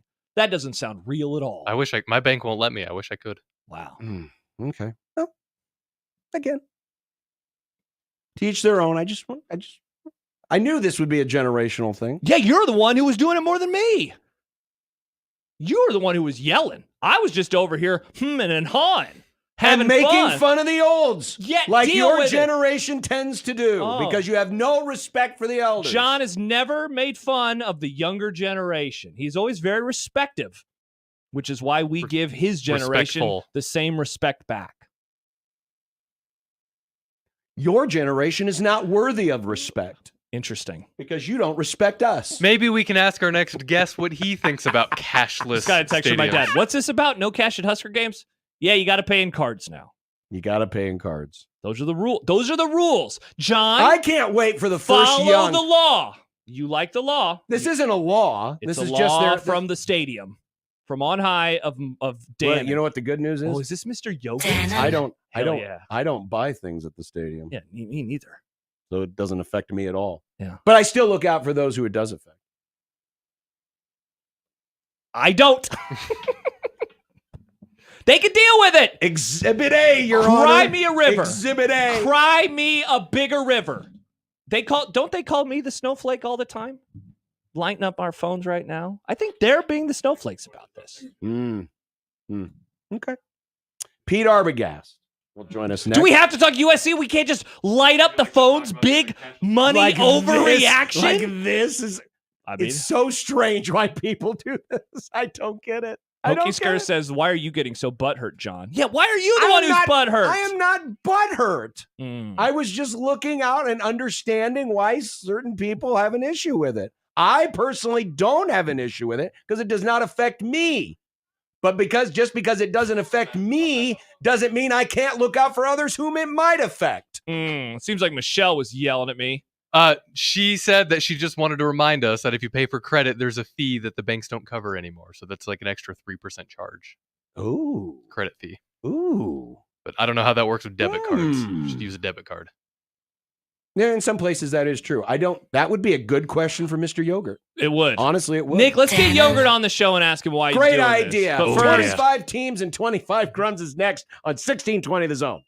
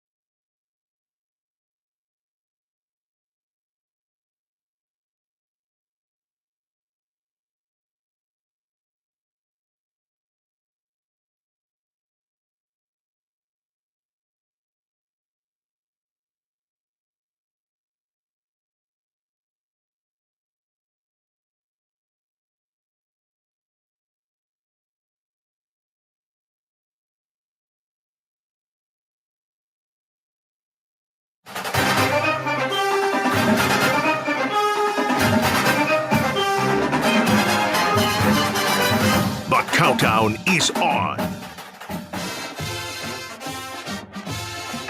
Right side of the field. Roll has a man. Brandon Rice. And USC is back in front. Caleb Williams in the pocket. Williams surveying. Williams is going to keep scrambling. Now try to run for it. And he'll get there. Touchdown. What a patient run from Caleb Williams. All day to throw it. Buys more time. Side on throw. And it's caught. Washington across the field. It's a sideline touchdown USC. 71 yards. It's time for 25 teams in 25 grums. Hey, it's USC. Favorites in the pack. Oh, no. No, they are not. But they are predicted in the top 5 of their new conference, the Big Ten. Pete Arbogast, USC Radio. Pete, have you gotten used to it? Or is it one of those things where you've got to see it first? You've actually got to see them in a Big Ten game to make it feel real. Hey, we're a Big Ten team now. It's not like I haven't seen SC play Big Ten teams over the years. Right. True. And growing up as a fan of USC, we hated the Big Ten. So now we hate ourselves, I guess. I like, in terms of Nebraska, I still have trouble wrapping my head around them being in the Big Ten. So it's a new world, of course. And it's going to be interesting. And I get to go to places that I haven't been before, which is kind of fun. And I probably have 7 or 10 years left in my career here. So getting to see new things is high on my bucket list, let's say. Pete, before we get into this year's team, is there a location in particular that you're really excited to go to? Obviously, Big House in September should be fun. Yeah, that's the one. I've been to Ohio State, Penn State, and I've been to Nebraska. Those are great places to go. And I do have a great Nebraska story for you. But the Big House, it's 107,000 people, and they don't call it that for nothing. And you're going up against the defending national champs in their own yard in the first Big Ten game for USC. It'll be pretty cool. Pete Arbogast joining us, USC Radio Network, as we look at the Trojans in 25 teams and 25 grums. We all know what Lincoln Riley does with quarterbacks. He is the quarterback whisperer. So what can we expect him to do to shape Miller Moss into being that next in line? Well, he's been around forever. I mean, he's been backing up guys for a long time already, and he's good. He's really good. And we saw how good he can be in the Holiday Bowl against Louisville. Granted, that was kind of a JV game a little bit because there were so many guys missing for both teams on both sides of the ball. But he had a great game. And Jaden Mayava, the kid from UNLV, pushed him pretty well in the spring and here in the summer. And I thought he actually looked better in the spring game than Moss did. But he's got a lot of weapons. He's got good running backs. He's got great wide receivers. He's got a decent offensive line. I don't know how deep it is, but at least it's going to be good enough to hold up. And as you mentioned, he's got Lincoln Riley in his corner, and that'll probably work out pretty. They'll probably score a bunch of points. Pete, I want to look at Zachariah Branch, obviously an incredibly explosive athlete, scores on his first ever punt return in his career. What does the next step look like for him, though, as a wide receiver in 2024? Yeah, that's get him out in space. That's my goal, because he's not huge. He's 5'10", 175. So you got to get him out there where he can create like a point guard, and I think that's what they've got planned. Certainly, they've got some other big receivers that they can throw to, but some wheel routes and some out of the backfield stuff if you want to, and some underneath stuff, some slip screens, that kind of thing. Get him the ball as often as you can. He's already going to have it as a kickoff returner. He's going to have it as a punt returner. He's one of those guys, and there haven't been many. I've been doing this for 35 years, and there haven't been many. There have been a few where you, like Reggie Bush or Dory Jackson, every time he's on the field, you kind of got to sit up and take notice and pay attention, because you never know when something's about to happen. Pete Arbogast joining us. USC is our team this week, or this day, in 25 teams and 25 grums. So overall, the strength of the offense, the one thing you're going to be able to count on this year to lean on when times are tough, will be what? Well, they have to throw the ball. and I think they will throw the ball successfully, and that has been what Lincoln Riley's done over the years. Yeah. They have a decent running back core, untested at USC. Woody Marks comes from Mississippi State, and he was their leading rusher. So an SEC guy that knows what he's doing. And a couple of young guys, Marion Peterson and Quentin Joyner, they can run the ball, and we've seen them, but nobody else knows who they are. So throw the ball when you have to, run the ball when you can, try to keep it as even as you can. Like I said, they're going to score some points. That's not an issue. Pete, other side of the ball, this will be the first full year without Alex Grinch as coordinator, and covering some teams around here from time to time that have moved on from a coordinator. Often, especially on defense, like effort is the thing that is talked about most in like that first full year. We just got to play harder. We got to play harder. I wonder how much of that side of the ball is focused on playing harder versus how much of it is, whether it's scheme or execution. What do you think is the push and pull of either of those sides? Yeah, all of the above, really. They better play harder. They better tackle better, and they will. They were awful at it last year, and they weren't very good at it the year before that. And last year we were going into the season saying, yes, they're about 20% better on defense. They'll probably have a pretty good season. And they weren't. They were arguably not as good. So they had to make the change. Dan Tomlin comes over from UCLA, had a great season there as their DC, and a new defensive staff other than Sean Newer, the defensive line coach, has got some guy. Here's how I know they're going to be better.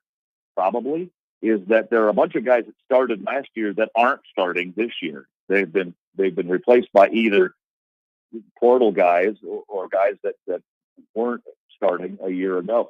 And as I look at my spotter board, it's sitting right in front of me right now, and about 40% done. I've still got 2 weeks to go. Yeah, time. Every spot, and if you include the guys that came in from the transfer portal, the Trojans have 11 returning starters on defense. It's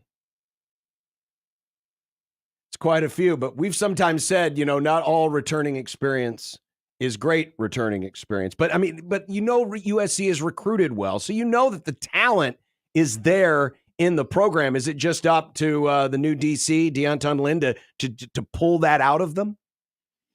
Yeah, it sure is. And they've got to start. You got LSU and Michigan the first 3 games. Yeah. You better get going pretty quick, but you also got to keep it simple because I'm looking at the board and there's 6 guys. Well, there's 2 safeties, a corner, 1 middle linebacker, the nickel back, and 2 of the defensive linemen are portal guys transferred in. Now they were all starters where they were, and some of them were pretty good. And so they've recruited the portal well, which is you have to do these days. But yeah, he's got to get them going quick. There's no messing around. You're in Vegas against LSU in the first game of the season. You got to be ready to go.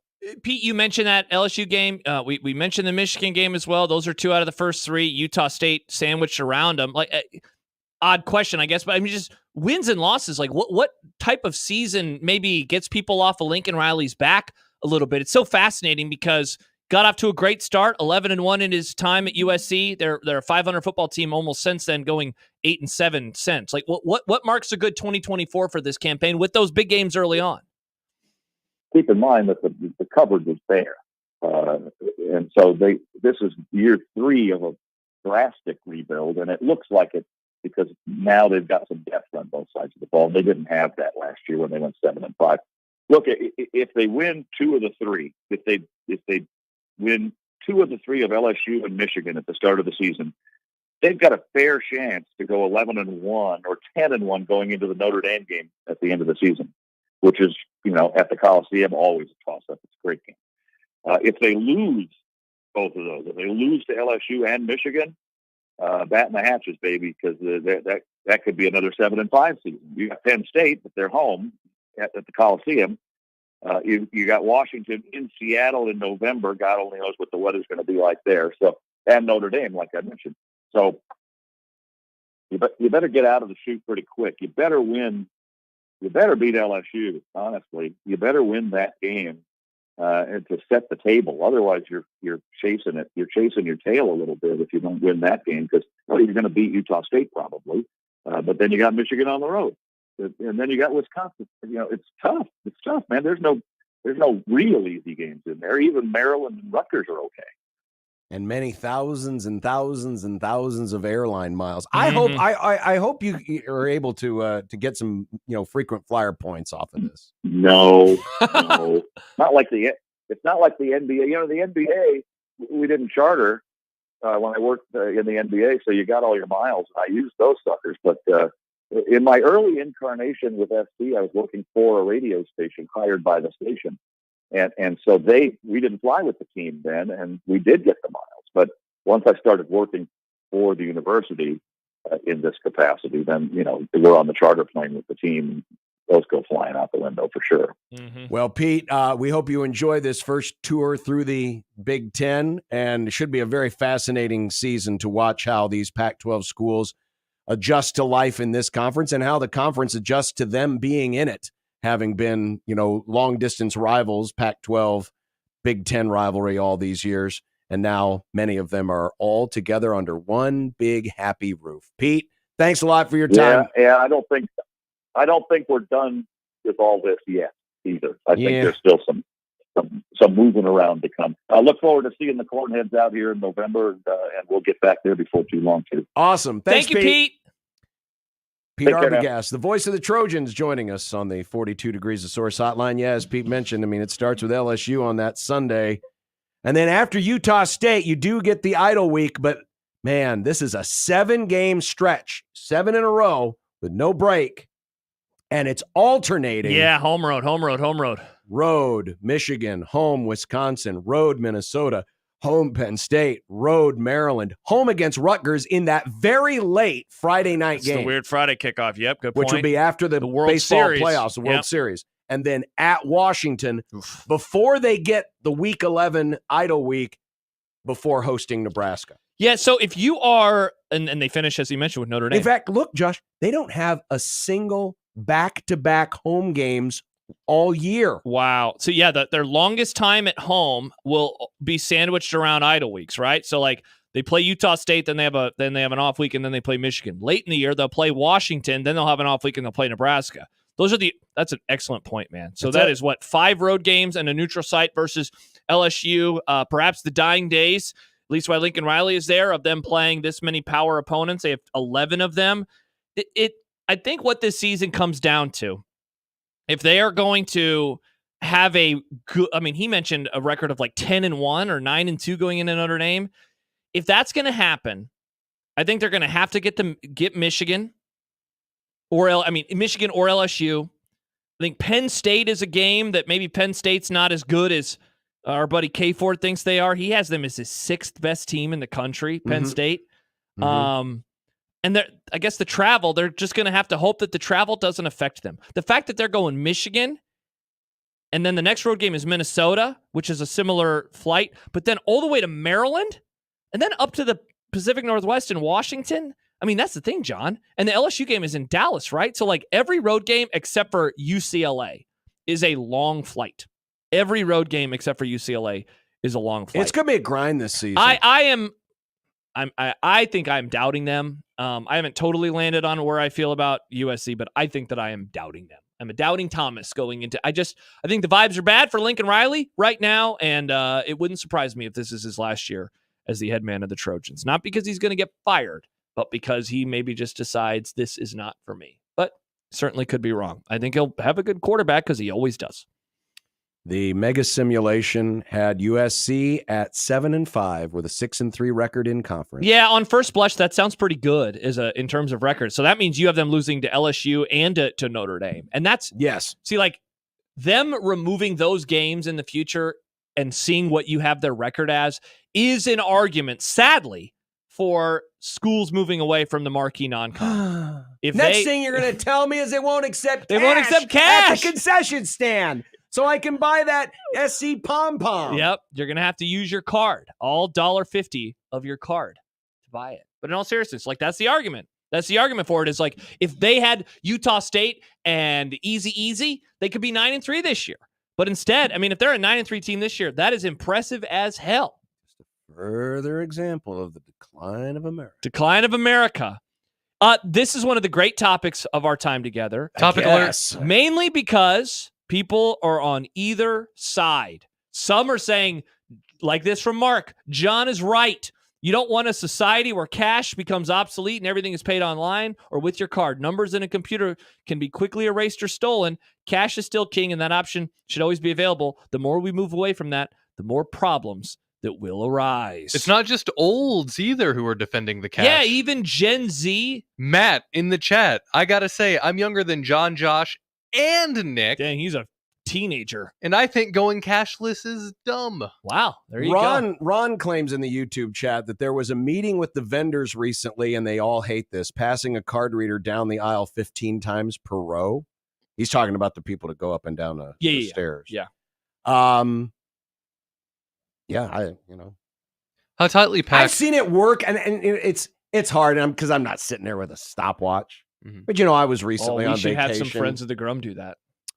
Well, then you also have to compare it to when it was just cash, right? Mm-hmm. So to see if it's actually faster. Yeah. Because it seemed to me like the concession lines felt basically the same. Oh, really? But it was a mix. They were taking both cash and doing the card. And I actually did both. I actually paid one day with 20, and the other day I just put the card Both up. sides, John. Were people more comfortable passing wads Wouldn't of it be cash better? down to the vendor? They love doing that.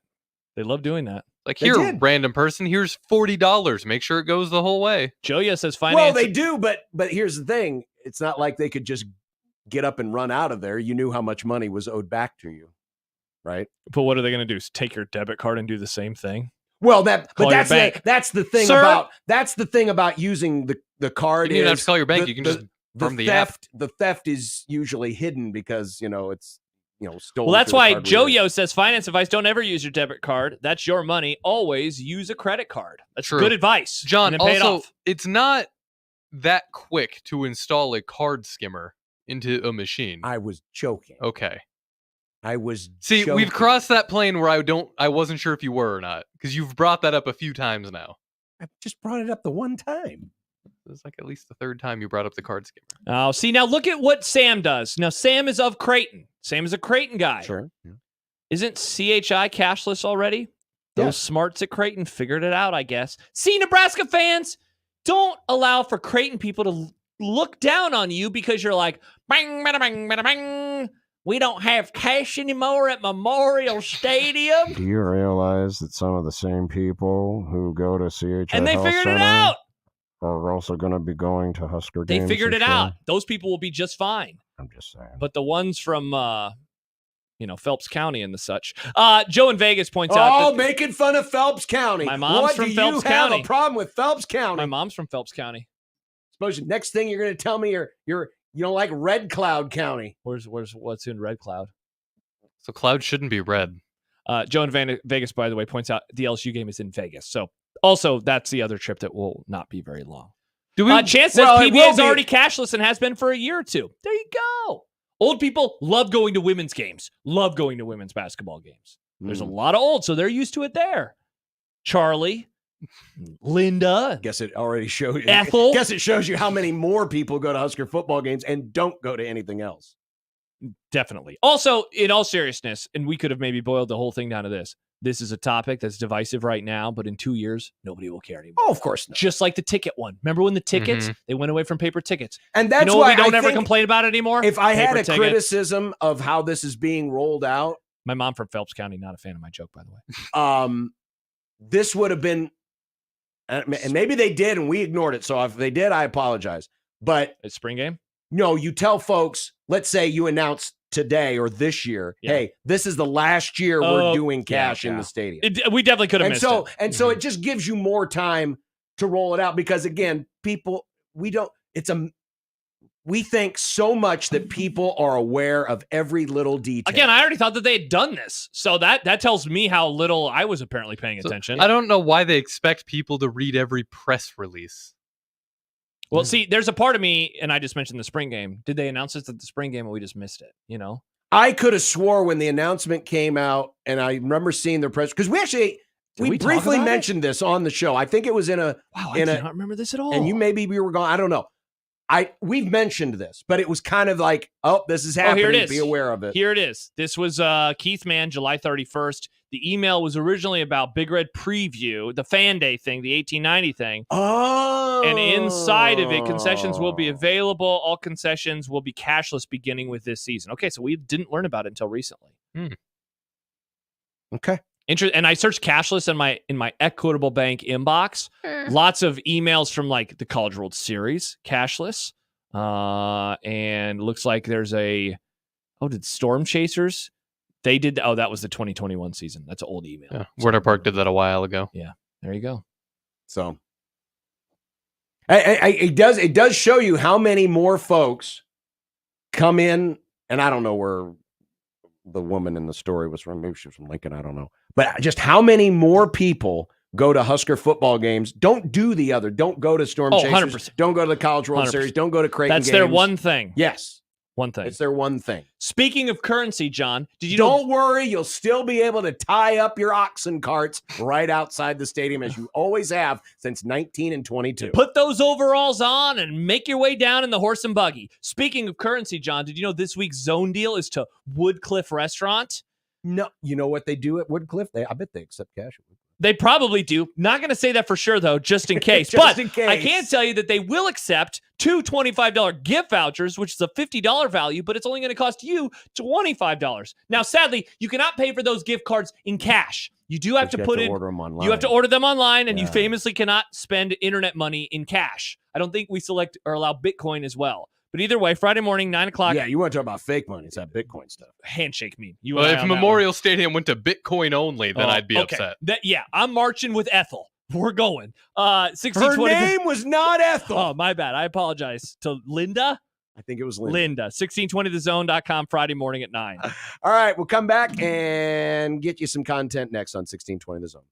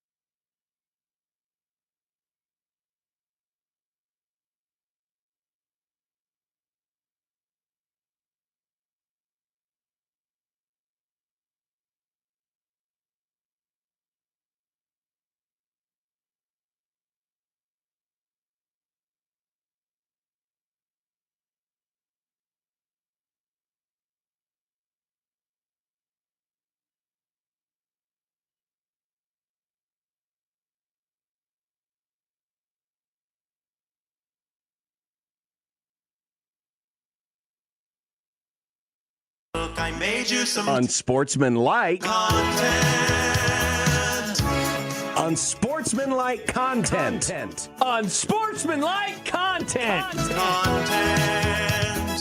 Content that's unsportsmanlike. Uh-oh, John. What? You made the Crypto Bros mad. This is great. I pissed off old people. Now you're making the cryptos mad. Oh, Don't you want to no. consider their feelings, John? Shouldn't you want to consider the Crypto Bros feelings? My favorite part about the Crypto Bros is they think they have the same amount of pull and power as Swifties, but they don't.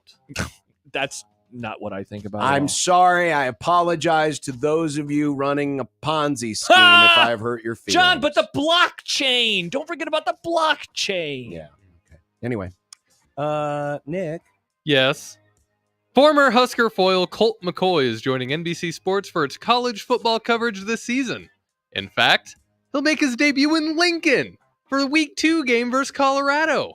Is Colt McCoy ready for an assignment of this magnitude? I mean, imagine if they brought Colt McCoy on to do the NFL and his first game was the Super Bowl. Does he understand that this game is Nebraska's Super Bowl? It was so said by Shadur. This is a lot of pressure on old Colt McCoy. I mean, Tom Brady will get to call his first Super Bowl this year, so will Colt McCoy. Handshake meme. Did I see right, too, that Paul Burmeister will be the play-by-play man? Sad news for you. I know that you were looking to troll Husker fans with it being Jack without a K Collinsworth. No, Jack's too busy getting ready for his big NBA debut. Is that what it is? So that he can be the first one to welcome you in after you hear that music that you haven't heard for 20 years. It'll be cool. I can't believe I haven't heard this music for so long. I can't wait to hear it. Hey, consider our feelings too, John, like you consider the feelings of the olds. We are a people. Yeah, We John. like round ball rock. And pay with our credit cards. Well, if And you're not crypto. if you're smart enough to be able to pay for your cards digitally, you could also download the music digitally, and it would be on your phone. You can play it whenever you want. I actually used to have that song on my iPod. Of course you did.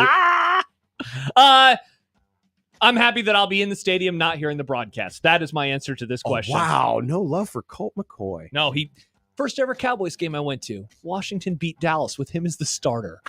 Josh So says stupid. he's the fake McCoy. There you go, Nick. Caleb Williams. Oh, we just talked about USC. We did, yeah.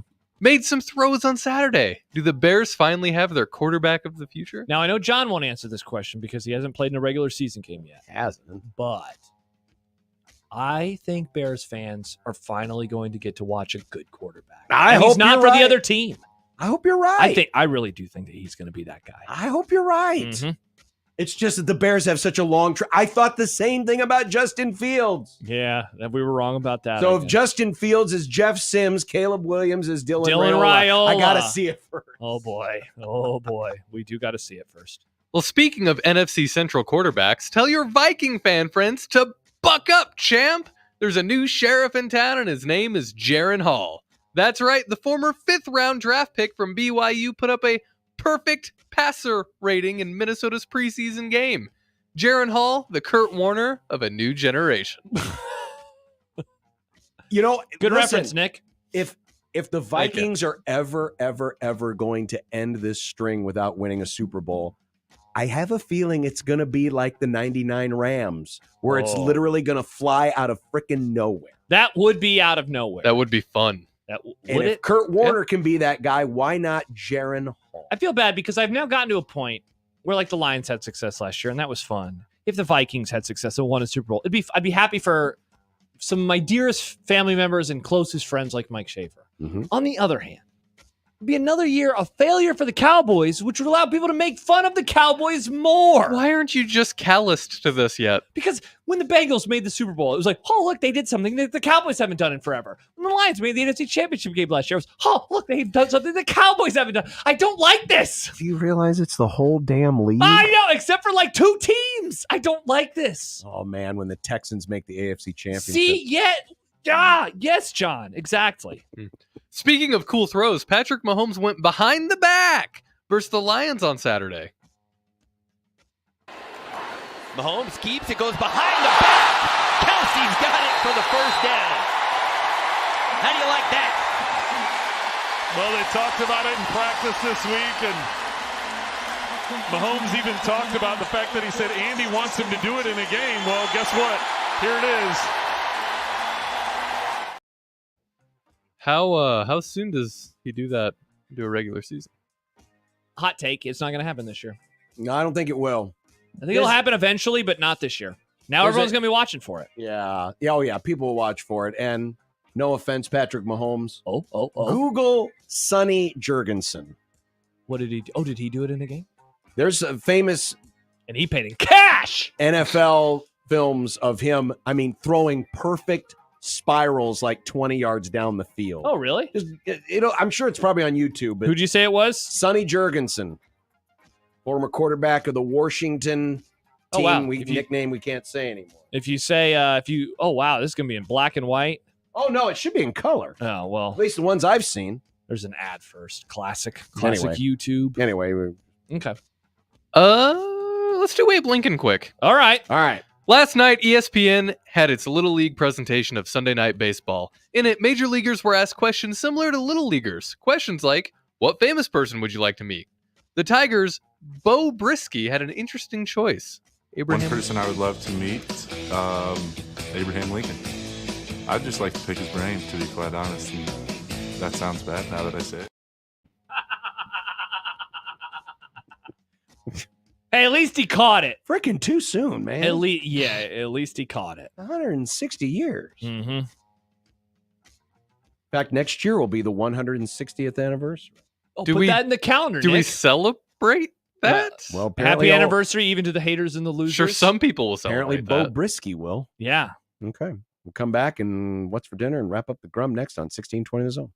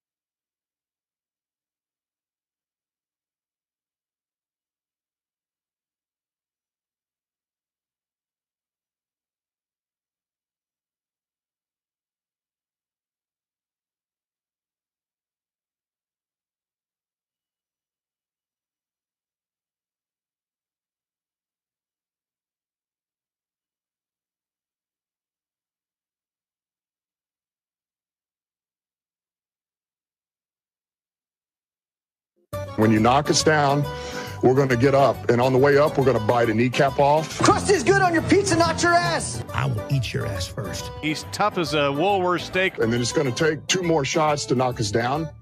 All right. And on the way up, we're going to take your other kneecap. I'm ready to hang them up, gut them, and skin them, and chop them up. You know what? I'm ready. My daughters aren't starving to death. I'll eat my neighbors. And we're going to get up, and then it's going to take 3 shots to get us down. And when we do, we're going to take another hunk out of you. Cliff, what are you going to take away as your best memory from playing basketball at Boston College? Probably just like going out to eat. Sounds like fish tacos. Oh. Yeah. Fish tacos, some potatoes. Ew. No, John, not you. Are you Ew. afraid? Are you afraid of fish? No, I just Nah, it just doesn't taste Oh, good. interesting. Why are you allowed to say that and not me? Because I'm older than you. You're right. We should be able to pay in fish. What if that's what they did? You're allowed to pay in not carp, but it has to be in salmon. It has to be in trout. Oh, can Well, I have I mean, one of those Reese's cups? I guarantee you, a lot of people that have a problem with paying with cash probably don't have problems handling fish. No, they tell me It's leftover briskets. You said it was not as good as you were hoping. It was good. I personally was hoping it was a little bit better. It was definitely edible. It was very moist. Oh, I look forward to seeing how it does left over. I'm going to chop it up and have like barbecue sandwiches. Nice, Nick. Paige made this really good rice vegetable, of course, thing. Rice, man. Yeah. So leftovers. It was really good. Leftovers. There you go. I met Nick's girlfriend. You were the last person on this radio station to meet her. Oh, everyone you else has met her. Oh, I didn't realize John met her. I thought you had met her already. No, he dipped out right before he could have. When did you meet her? At the World Series. Oh no, yeah, I was busy. I was busy. I was either driving home or hosting a show. No, Josh, She was his at the- dad, and my girlfriend talked about running the whole Hell time. yeah, we did. I was like, tell me about running. What are you doing? Yeah, I saw this poor girl at the College World Series. She was curled up in the fetal position, Okay. tears in her eyes, and I said, "What's wrong?" She said, "My boyfriend doesn't shower." Boom roasted. And Damn. and he shuns me for wanting to pay for things in cash. Oh, Nick, don't shun her. Stop using cash. You can't even use it at the Charles Schwab. Sam says, "Oh hell yeah, fish tacos A++." Yeah, but what if the like fish is bad? It Yeah. won't be. How do Why, you it's know? a great cook. But then your tacos are all But fishy she can- tasting. but what if it was just bad fish? You know, I'm sure the person that prepared that salmon at that party that gave you the poops. Yeah, the 3-hour salmon. Is it a 3-hour fish taco? No, I hope not. I hope that it's not been sitting on the counter for 3 hours. It had to defrost. Yeah. I can do the shrimp. I can do the shellfish. I just have never liked Can't do the fish. fish. Fishy fish. I'm with you, John. One fish, two fish. My exception is sushi. When I do sushi, I'll get a little adventurous because all the flavors doesn't just taste like fish. Yeah. What do we got tomorrow? Do we have Husker expert Mike Do Farron. we have a Wisconsin guest? Not yet. Oh, the drama builds. Brunt, Sipple, and Mitch Holtis. Nick, you better hope and pray to the Lord and Savior that Wisconsin is not on Nebraska's schedule next year. Ellie, you're my only hope. You're my Obi-Wan Kenobi right now. Oh, that's a reference to A New Hope. Help me, Ellie French. You're my only hope. No, we're just going to cross our fingers and pray for Wisconsin. Bye. Tell them we